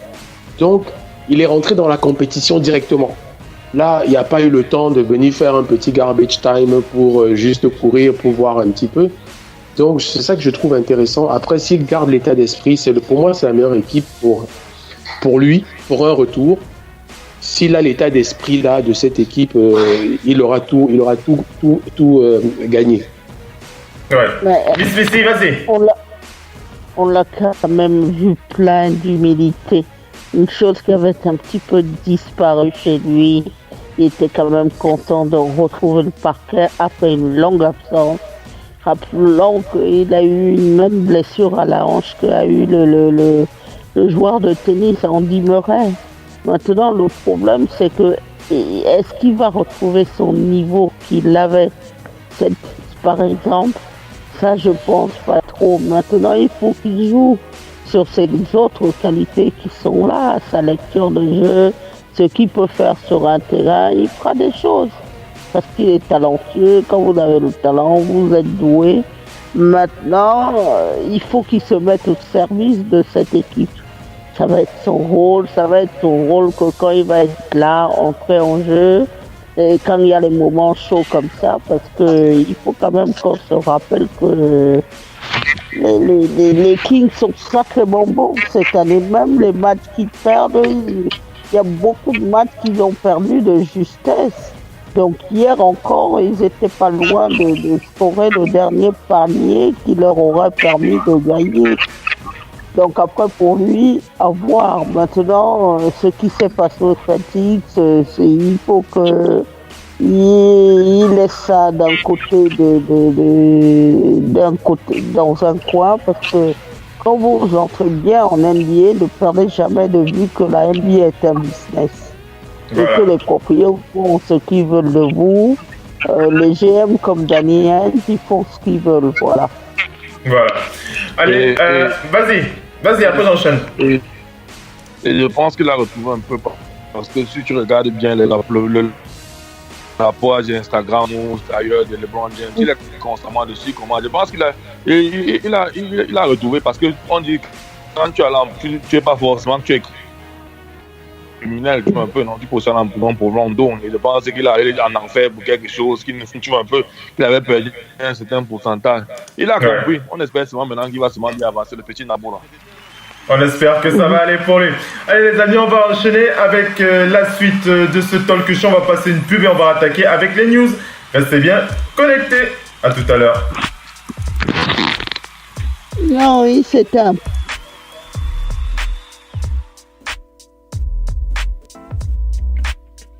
Radio, off, basket, la radio numéro 1 pour tous les fans de basket francophone à travers le monde. Participez en direct avec votre compte Skype. Pour cela, contactez le compte Skype Radio Off en un seul mot. Réagissez sur Twitter avec le hashtag Radio Off Basket. Saisissez votre commentaire sur notre page Facebook. Contactez-nous par mail à l'adresse info@radiooff.net. Envoyez-nous un SMS au numéro de téléphone 0044 740 570 45 65. Une seule adresse internet www.radiooff.net. Vous êtes bien sur Radio Off Basket, la radio qui vous parle de NBA, la radio qui vous écoute. Basketball, c'est le mieux à la radio. La radio qui vous parle de NBA, c'est Radio Off Basket. Le basketball, c'est mieux à la radio. With the first pick to Team LeBron, I am going with Kevin Durant. With the first pick, Team Giannis, I'm going to go with Steph Curry. The second pick for Team LeBron, I'm going to go with Kyrie Irving. So with my second pick, I'm going to go with Joel Embiid. Big man. Wow. With the third pick, Team LeBron, I'm going to go with Kawhi Leonard. With the third pick of Team Giannis, I'm going to go with Paul George. He'll be balling out this season. With my final pick in the first round, I'm going to go with James Harden. By default, the last starter available is Kemba Walker of the hometown Charlotte Hornets. So, Giannis, you will be getting Kemba Walker to complete. La radio qui vous parle de NBA, c'est Radio Off Basket. Le basketball, c'est mieux à la radio. Je suis pas ton ennemi. J'espère que tu quitteras ton équipe pour venir avec nous. Et qui tu es? Je vais être ton adversaire. Dans 2 jours, on sera adversaire. Pour un match de championnat. Ah, c'est cool. Ravi de te rencontrer. Je t'ai bien observé. Tu tires très bien, même quand tu es loin. Bah, toujours dans le mille. Mais ta faiblesse, c'est que tu te laisses distraire. Là, tu manques le panier. Vous êtes bien sur Radio Off Basket, la radio qui vous parle de NBA, la radio qui vous écoute. Basketball, c'est le mieux à la radio.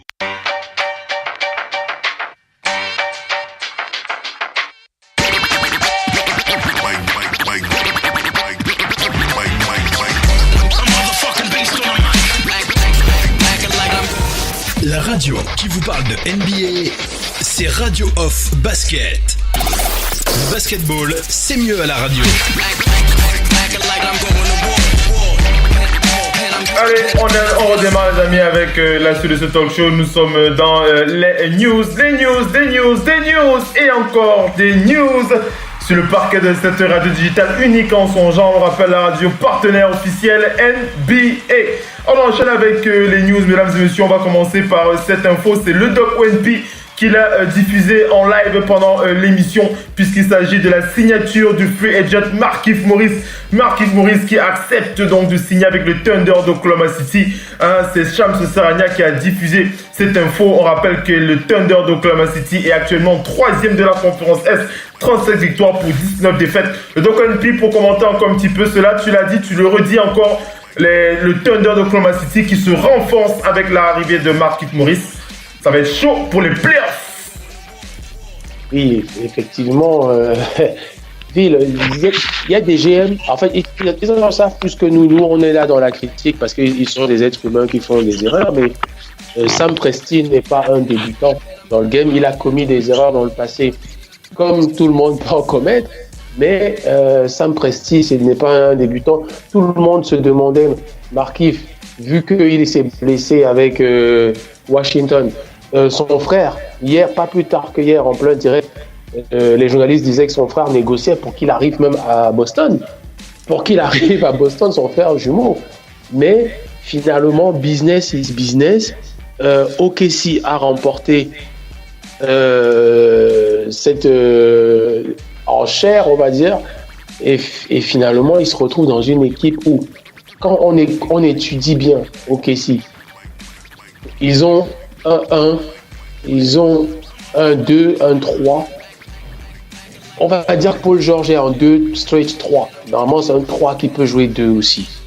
Mais avoir un 3, straight 4, comme Markieff Morris, je pense que c'est ce qui leur manquait aussi quand on voit des éléments de la composition de leur équipe.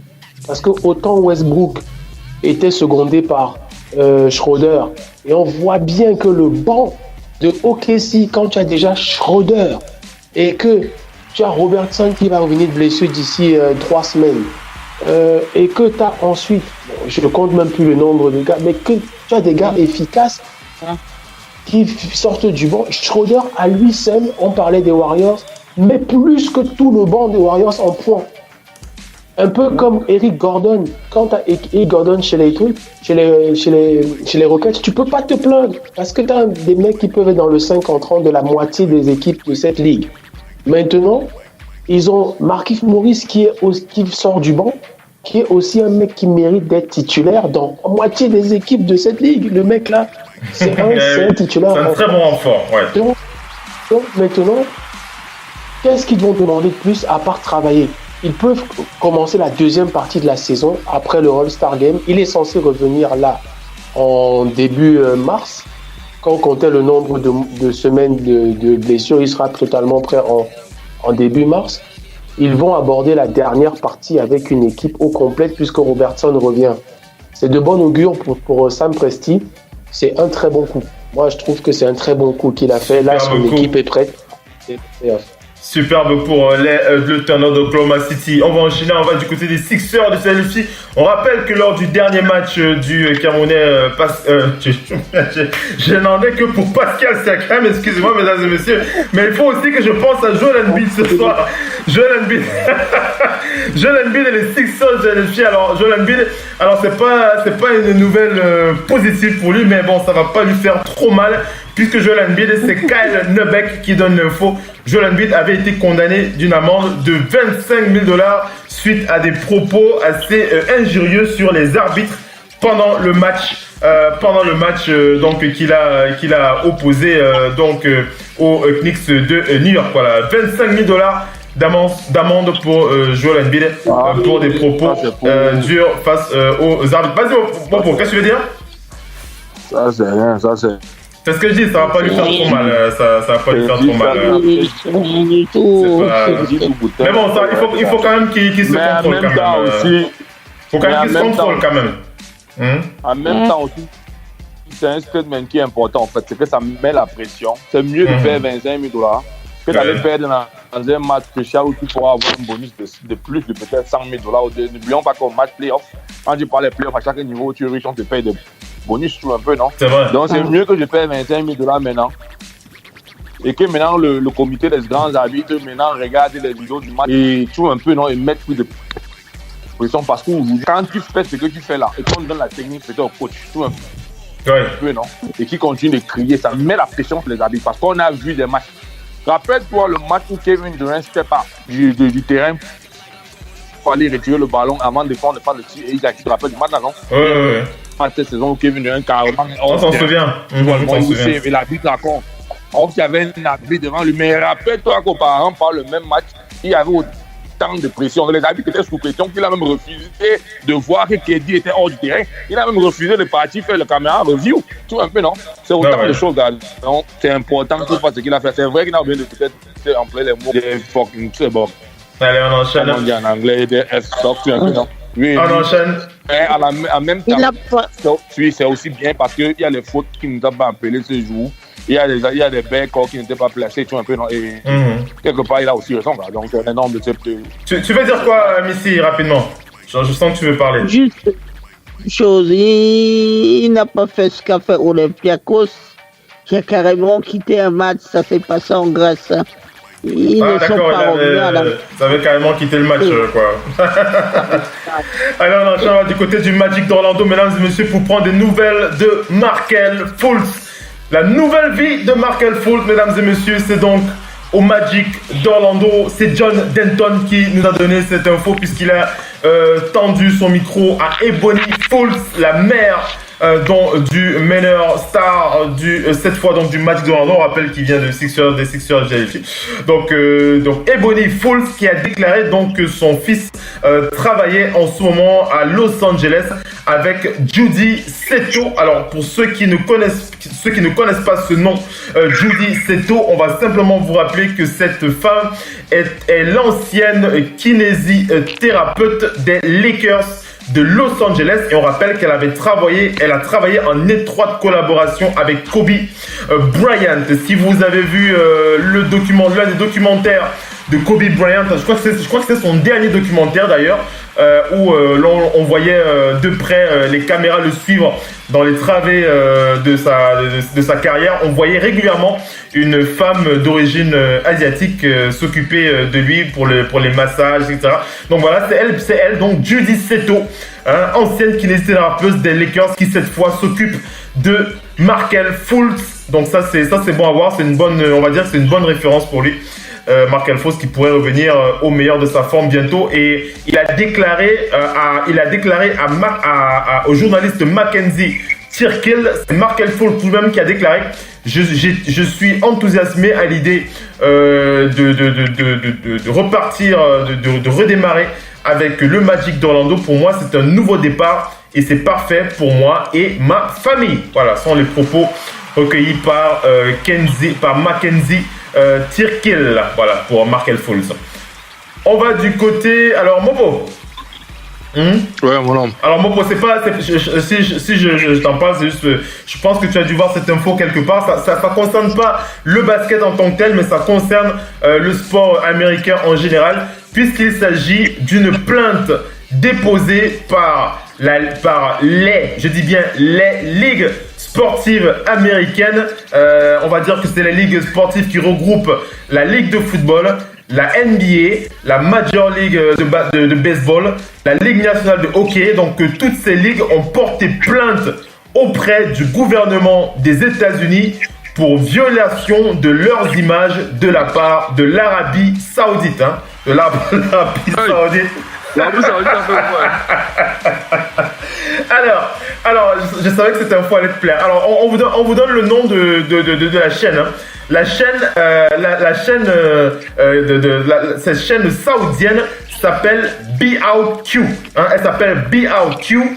Donc, elle a été accusée de diffuser des extraits provenant de Bein Sport. Vous connaissez tous Bein Sport, qui est donc Bein Sport qui appartient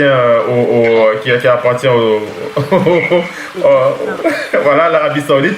Bein Sport, voilà, donc BOutQ au Qatar, pardon, voilà, au Qatar. Donc BOutQ qui siphonne les images de Bein Sport, et donc il siphonne aussi tous les matchs en provenance des États-Unis, que ce soit de la NBA, la US Tennis Association, donc la ligue de tennis, la Ligue nationale de foot, la Major League de baseball et la Ligue nationale de hockey. Donc cette chaîne BOutQ qui siphonne toutes ces images, et donc toutes ces ligues ont décidé de porter plainte auprès du gouvernement des États-Unis pour violation de ce droit à l'image. Mobo? Ouais. Problème de riche. Problème de riche. Là, mais ils vont gérer ça. Ils vont gérer. Allez, on enchaîne. On va aller du côté du Thunder. On a parlé de la signature de Markieff Morris tout à l'heure. Mais on rappelle que le Thunder a signé Richard Solomon pour un contrat de 10 jours. Richard Solomon et Scottie Hobson. Voilà les deux joueurs, Richard Solomon et Scottie Hobson, qui ont signé officiellement un contrat de 10 jours avec le Thunder. Alors, le Doc Onpi. Le Doc Onpi. Le Doc, est-ce que le Doc est avec nous? Le Doc, il n'est pas avec nous. J'entends pas le Doc qui est sur le parquet. Mais Mopo m'entend. Mopo ici m'entend. Connecté. Oui. D'accord, vous êtes bien connecté, donc vous m'écoutez. Je voulais parler de Adam Silver. Alors pourquoi est-ce que j'ai envie de parler d'Adam Silver ce soir? Parce qu'il semblerait que la NFL voudrait arracher Adam Silver à la NBA, tout simplement. Adam Silver qui a reconnu avoir été approché par les services par les propriétaires de la NFL, donc qui voudraient donc ont engagé donc Adam Silver à leur service. Voilà, ils voudraient qu'Adam Silver soit le nouveau commissionnaire de la NFL. Alors Silver, il n'a pas confirmé, mais il n'a pas confirmé, mais il a accepté qu'il a bien été approché, mais il n'a pas confirmé sa réponse. Voilà, il n'a pas confirmé sa réponse au propriétaire de la NFL. Et on rappelle qu'il a aussi été approché par plusieurs sociétés classées qui sont classées dans le classement des 500 plus grandes fortunes dans le monde. Et il a déclaré sur ESPN, Adam Silver, il a dit: je n'y ai pas vraiment pensé, pour expliquer sa réaction face aux offres de la NFL. Il dit: je me suis senti très chanceux d'être dans cette position en tant que fan de longue date de cette ligue. Donc voilà, je suis plutôt chanceux, mais voilà, je n'y ai pas pensé de cette opportunité de devenir commissionnaire de la NFL. Alors on comprend la NFL lorsqu'on voit les résultats de la NBA. Lorsqu'on voit les résultats de la NBA sur le plan mondial, on comprend un petit peu leur appétit.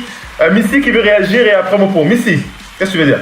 Oui, juste une chose, c'est que le week-end du Super Bowl est passé, mais ça n'a pas suscité beaucoup d'enthousiasme.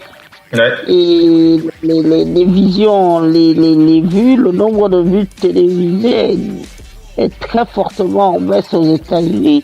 Il y a cet espoir, cette affaire Colin Kaepernick qui pollue la NFL. Et il y a clairement un appel au boycott de cette ligue. C'est pas seulement là-bas, c'est partout, mais c'est juste qu'ils ont compris. On s'est rendu compte que c'est le système, c'est la politique, parce qu'on s'est rendu compte que toutes ces ligues, tu vois, te rendre compte qu'il y a les ligues, il y a plus de noirs. On prend un exemple simple. Le football, le basket, on sait que c'est la ligue des noirs. Le baseball, c'est pour les blancs, donc.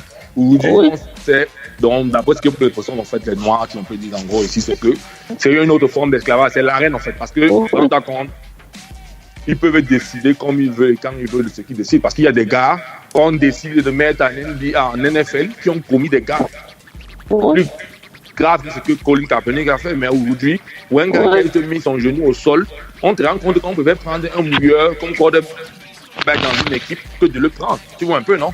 Au point où il peut même drafter les gars, les fans de la vie, les blancs disent, si tu draftes le gars, la fin ne vient plus voir. Il y a une boutique qui a carrément fermé d'un côté du Colorado parce que c'est une boutique qui avait soutenu Nike pendant que Nike avait soutenu un peu, ils ont fermé carrément, donc ça a perdu. L'impact est quand même gros, c'est un gros impact. Tu parles énorme. C'est énorme, gars. C'est mon frère, c'est $1 million. On parle de milliards, gars. Oui, l'impact gars, ce n'est pas facile. Et c'est ça aujourd'hui que beaucoup de noirs sont en train de décrire. C'est pour ça que tu vois, l'audience est même finie. Et n'oublie pas, Missy, rappelle-toi, Nouvelle-Orléans contre les Rams. Il y a une erreur que l'arbitre n'appelle pas. Tu te rappelles, non, le gouverneur même de la ville a fait l'appel. Il a même porté plainte à la NFL. Ça a fait le fait que tu vois, et n'oublie pas, Nouvelle-Orléans, c'est le sud. Les Rams, c'est les dons. De ce côté, il y a quand même un peu de tout, les gars. C'est des trucs qui sont manés. C'est-à-dire que parce que tout le monde voit clairement qu'il y a eu faute. Vas-y, Vas-y, Missy. Après, on enchaîne.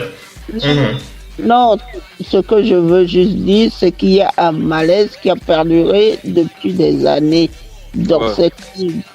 Et puis, il y a eu les scandales à répétition de certains joueurs. Les gens commencent à se lasser. Et quand les gens commencent à se lasser, c'est les millions qui sont en jeu. Quand vous ne faites plus recettes, l'argent ne rentre pas. Et puis cette ligue, on a besoin maintenant, il faut dire que le foot américain n'a jamais essaimé à l'international, pas comme le basket. Le basket est un sport que vous allez au fin fond de l'Afrique, vous croisez quelqu'un au fin fond de l'Amazonie, quelqu'un pour pousser le ballon. Mais le foot américain, c'est compliqué. En Europe, ce que les gens, c'est le rugby, c'est pas le foot américain. Donc maintenant, il faut que pour ramener cette ligue sur une vision globale et une vision d'ensemble, et cette personne-là, et quoi qu'on en dise, c'est peut-être Adam Silver. En tout cas, on comprend pourquoi ils ont les gros yeux sur Adam Silver. Adam Silver qui réalise un boulot extraordinaire avec la NBA. C'est clair. Alors, une info qui vient de tomber. Si vous êtes si vous êtes un auditeur Radio Hall of Fame Basket ou pas, mais si vous avez cette info, vous êtes du côté de Charlotte. Écoutez bien, ça c'est une info qui va vous intéresser. Vous aurez l'occasion de rencontrer Luka Doncic du côté de Charlotte dès ce soir, tout simplement dès ce soir, vous pouvez le rencontrer à partir, alors c'est 8h30, c'est combien là, 20h30, c'est quelle heure en France? Ça c'est minuit, non? 20h30, c'est quoi? C'est minuit, 1h, non? C'est plus de minuit, 1h, non? C'est 6h. Ouais. En tout cas, il sera entre 19h30 et 20h30 du côté de Charlotte. Vous avez l'adresse sur le compte Twitter Oncle Phil Basket. Si vous voulez avoir l'adresse, vous êtes du côté de Charlotte, vous écoutez la radio Hall of Fame Basket. Vous aurez cette occasion de rencontrer Luka Doncic. Il est du côté de Charlotte. On rappelle qu'il y a le All-Star Game ce week-end. Il y est déjà. Et voilà, vous avez l'adresse qui est marquée sur le compte Twitter d'Oncle Phil Basket. Vous n'allez pas rater l'info. On va du côté du Big Three. Le Big Three qui nous annonce de retour sur le parquet de Gilbert Arenas. Gilbert Arenas, vous vous souvenez de l'agent 0? L'agent 0 qui va revenir sur le parquet. Cette fois, c'est du côté du Big Three.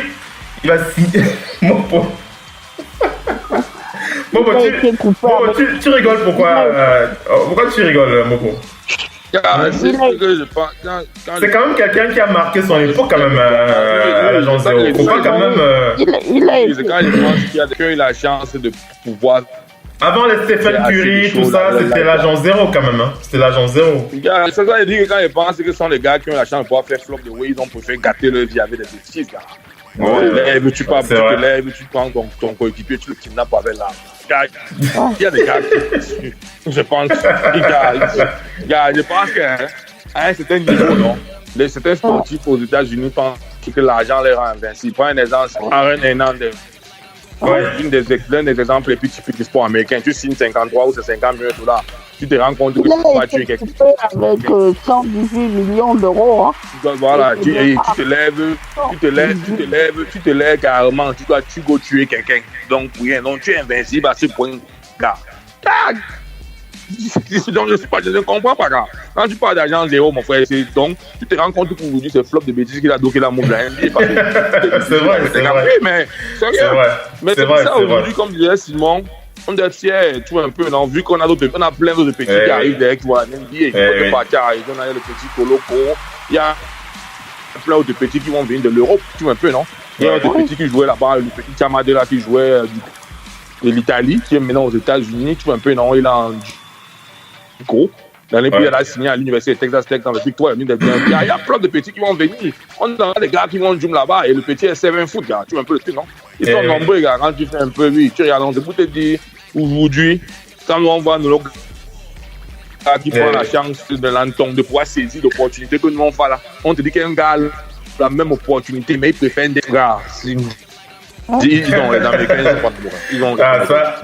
Allez, on enchaîne. Enchaînons, on a encore des news, j'ai encore des infos à diffuser. On va du côté des Hawks d'Atlanta pour parler du transfert des Hawks d'Atlanta qui ont envoyé Alex Poeltress en NBA G-League. Les Hawks d'Atlanta ont envoyé Alex Poeltress en NBA G-League chez les Erie Bay Hawks. C'est Chris Vivlamore qui a donné cette info. Et on va...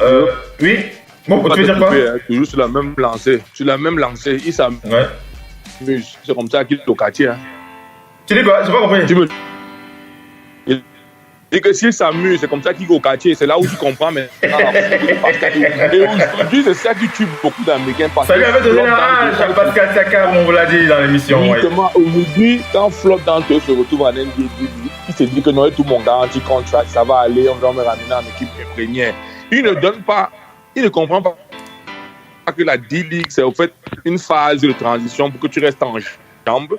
Parce que je n'oublie pas, on avait précisé pendant l'interview, on avait dit à Pascal, comme le staff, tu un peu comme là maintenant les joueurs, ils avaient ramené un joueur. Et on voulait le garder parce que, rappelle-toi que Pascal jouait avec la D-League et il jouait avec l'équipe première, tu te rappelles, non? Donc les gars, en même temps, c'était une manière qui reste dans la rotation, qui reste en jambes. Tu te rappelles, on a même fait une émission spéciale quand on l'a envoyé là-bas. Et aujourd'hui, c'est un gars NBA, les Américains qui sont en NBA. D'ailleurs, peut-être qu'on t'envoie à regarder quel non, quand tu arrives mon temps libre, un peu, non? Il go là-bas, il s'amuse, il comprend parce que c'est une phase où tu vas rester en exemple pour pouvoir voir ce que tu peux faire. On se rappelle, toi, quand Pascal gagne, il vient les retrouver pour jouer le deuxième ou le troisième match des playoffs, tu te rappelles, non? C'est là où il vient jouer avec le Toronto. Quand il a gagné, qu'il était sorti MVP, c'est là où il revient. Donc aujourd'hui, là, beaucoup de ces gars-là comprennent que la NBA D-League n'est pas un karma. On a vu des gars qui ont... Ned Robinson a dit qu'il veut revenir en NBA, il a commencé par la NBA D-League, il est reparti en bas. Tu vois un peu, non? On a vu le gars, c'est Baron Davis. Il voulait revenir, il a joué avec les Delaware, où le grand frère de Pascal a joué, hein, où James a joué ici. Et tu vois un peu dans l'équipe de la D-League Sixers. Oui, tu vois, il a joué ici les 79 Sixers. Tu vois un peu, non, il joue ici là, du côté de Delaware, à côté de moi, j'étais à 5 minutes là. Ouais. Donc là, maintenant, tu te rends compte, non, les gars, c'est une transition qui est importante. Vas-y, Missy, après l'enchaîne. Non, vous prenez l'exemple du fils Curry. Cette Curry jouait dans la D-League. Ouais, c'est vrai. Il était parmi les meilleurs joueurs. Le Doc NP. Le Doc? Oui. Et donc, on va commenter avec toi cette info avec Enes Kanter qui rejoint Damian Lillard et les Blazers de Portland. On a parlé de Markieff Morris au Thunder d'Oklahoma City. Enes Kanter qui rejoint les Blazers de Portland en renfort de poids, devrais-je dire, du côté des Blazers. On rappelle qu'il a tourné au Knicks à 14 points, 10 rebonds, une passe décisive, 25 minutes de temps de jeu en 44 matchs. On rappelle qu'il a été 23 fois titulaire, Enes Kanter, cette saison. On rappelle qu'il a réalisé 25 double-double avec les Knicks de New York. Enes Kanter qui va vraiment renforcer cette équipe des Blazers de Portland. Il rejoindra donc Damian Lillard après le All-Star Game pour leur premier entraînement et bien entendu pour le prochain match des Nets des Blazers de Portland. Ce sera face aux Nets de Brooklyn. Le Doc NP en renfort de poids. Oui, effectivement. C'est ce que je disais tout à l'heure, c'est que c'est le cumul. Il n'y a pas que eux, tout le monde a un peu... On a vu Houston frapper fort en prenant des joueurs, dont le Manimal, que personne... On se demandait même pourquoi les équipes ne contactent pas, puisqu'ils ne voulaient pas jouer à Brooklyn. Peut-être parce qu'il était trop blessé à Denver. On pensait qu'il est fini. OKC vient de choper encore un mec qui travaille dur. Un autre, voilà, Portland qui, depuis hier, a chopé Kanter, qui, pour moi, les gens vont peut-être s'en rendre compte, a le même rendement que Nurkic. Hein. Il ne faut même pas que les gens rêvent. À New York, il a eu des responsabilités que à OKC, on ne lui donnait pas. Il a mûri en expérience et il a vécu le fond du classement et l'abnégation, continuer chaque jour à jouer. Même certes, tu es dans l'une des plus belles villes du monde, mais jouer au fin fond du classement, ça forge mentalement. Et là, il se retrouve dans une équipe qui va jouer des playoffs. Et en plus, une équipe très bien structurée qui a pris Rodney Hood. Rodney Hood est arrivé aussi à Portland, on l'oublie. et qu'ils ont, en sortie de banc, du Kanter, du Rodney Hood. C'est autre chose. L'armement est en train de se faire à la poursuite des Warriors. Et les équipes ne rigolent pas du tout. Donc, c'est pour ça que j'ai dit Kanter, les gens vont s'en rendre compte parce que moi, je l'ai vu à New York, dans la peinture, comment il a amélioré son petit hook, comment il a amélioré ses positions. Bah, il les avait déjà, mais ses positions de prise, de position sur des écrans de retard, il joue dur. C'est quelqu'un qui n'a pas peur de la bagarre. Et ils ont déjà un joueur de ce type qui est Nurkic. Comment ça fait du bien qu'un Nurkic s'asseye et c'est un Kanter qui rentre sur le terrain. Quand on parlait des Warriors, quand Boogie s'assoit, ça devient compliqué parce que c'est Looney qui rentre sur le terrain. Certes, il a un peu d'expérience, mais Looney, c'est pas du Kanter, c'est pas du Nurkic. Donc, on voit un petit peu que les mecs ils sont en train de s'armer parce qu'ils savent qu'à Houston, Capella plus Kenneth Farid, c'est du méga lourd, plus Néné encore. En plus, ils savent qu'à OKC, Nerlens Noel, plus Adams, plus encore des bagarreurs qu'ils viennent de rajouter, c'est du méga lourd. Je ne parle même pas de Plumlee et de Jokic à Denver. Donc voilà, et ceux qui ont vu Favors et Gobert malmener les gens dans leur raquette, qui est peut-être la meilleure raquette défensive de la ligue. Donc voilà une nouvelle équipe qui vient renforcer ses... Les Blazers de Portland. À l'intérieur, Voilà. ça va être du... Ça va être du sale. Ça va être du sale. On parle d'un autre retour, c'est du côté des Rockets de Houston. On attend le retour de Clint Capella. Clint Capella qui, selon son coach Mike D'Antoni, réalise actuellement tous les exercices qu'on lui demande sans contact. Tous les exercices sans contact, il les réalise. Clint Capella, on rappelle qu'il tourne à 17,6 points par match et 12 rebonds en moyenne. On rappelle qu'il s'est blessé au ligament du pouce droit. C'était le 13 janvier à Orlando. Et ils s'attendent à ce qu'il puisse s'entraîner avec les Rockets de Houston après le All-Star Game. Voilà pour le retour de Clint Capella. On va aussi parler d'un autre retour, mesdames et messieurs, c'est du côté des Clippers de Los Angeles. Il s'agit de Luc Mbah a Moute. Enfin des nouvelles de Luc Mbah a Moute. C'est Jovan Bouha qui donne l'info concernant Luc Mbah a Moute. Il a interrogé Doc Rivers, qu'il précise que Luc Mbah a Moute sera de retour à l'entraînement après le All-Star Game. C'est une bonne nouvelle ça, Mopo, non? Le retour de Luc après le All-Star Game à l'entraînement. C'est positif pour la suite. C'est une très bonne nouvelle. Hein. On a besoin de notre veto. C'est positif. Il c'est pas encore le moment pour lui de déposer les armes et de venir boire les petits Guinness avec nous. Il faut qu'il reste encore au terrain. Voilà comment ça se passe sur le parquet de la radio. Encore une superbe émission, mesdames et messieurs. Alors on va donner, c'est dimanche, non, Simon, le All-Star, non? C'est dimanche, hein? Oui, dimanche, on sera en direct pour l'All-Star Game, hein? On aura... Oui, on va faire une spéciale, comme on le fait chaque année. Le All-Star en direct live sur le parquet de la radio, ce sera dimanche. Il n'y aura pas de Total Africa NBA, mais il y aura une spéciale All-Star Game. On sera en direct live, 3 heures de talk show, mesdames et messieurs. 3 heures de talk show. Faut dire dimanche, c'est la nuit sur vous, hein. Ouais, bah c'est à partir de quoi? C'est minuit, 1h, non? C'est ça, non? C'est ça, dit qu'il faut dire la nuit chez vous et pas chez vous. Ouais, il faut le dire, on rappelle. En tout cas, on sera en direct. On va faire en direct. On aura déjà... T'as dit quoi, Missy? On aura déjà au moins les résultats de ce concours à 3 points qui, ça fait longtemps, les participants nous donnent envie de le regarder. Ça fait longtemps. Autant le truc de dingue, on ne sait pas trop. Lavigne et Gordon avaient mis le niveau trop haut. Maintenant, on regarde juste les gars venir faire leur défilé.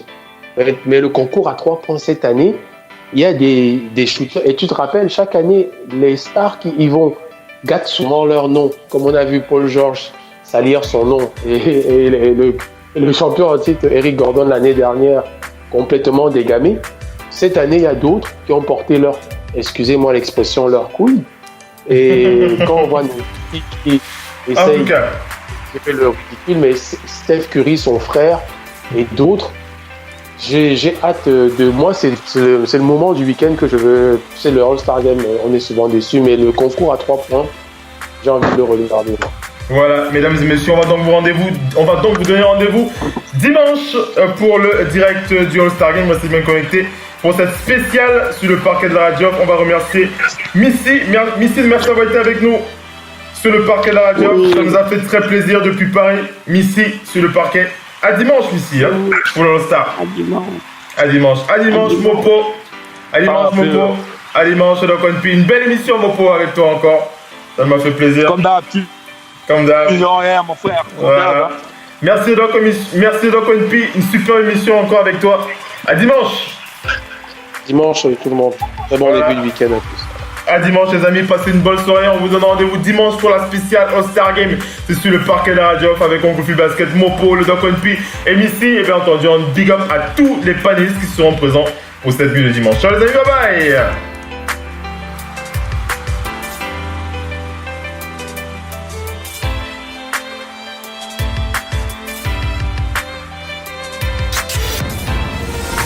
La radio qui vous parle de NBA, c'est Radio Off Basket. Le basketball, c'est mieux à la radio.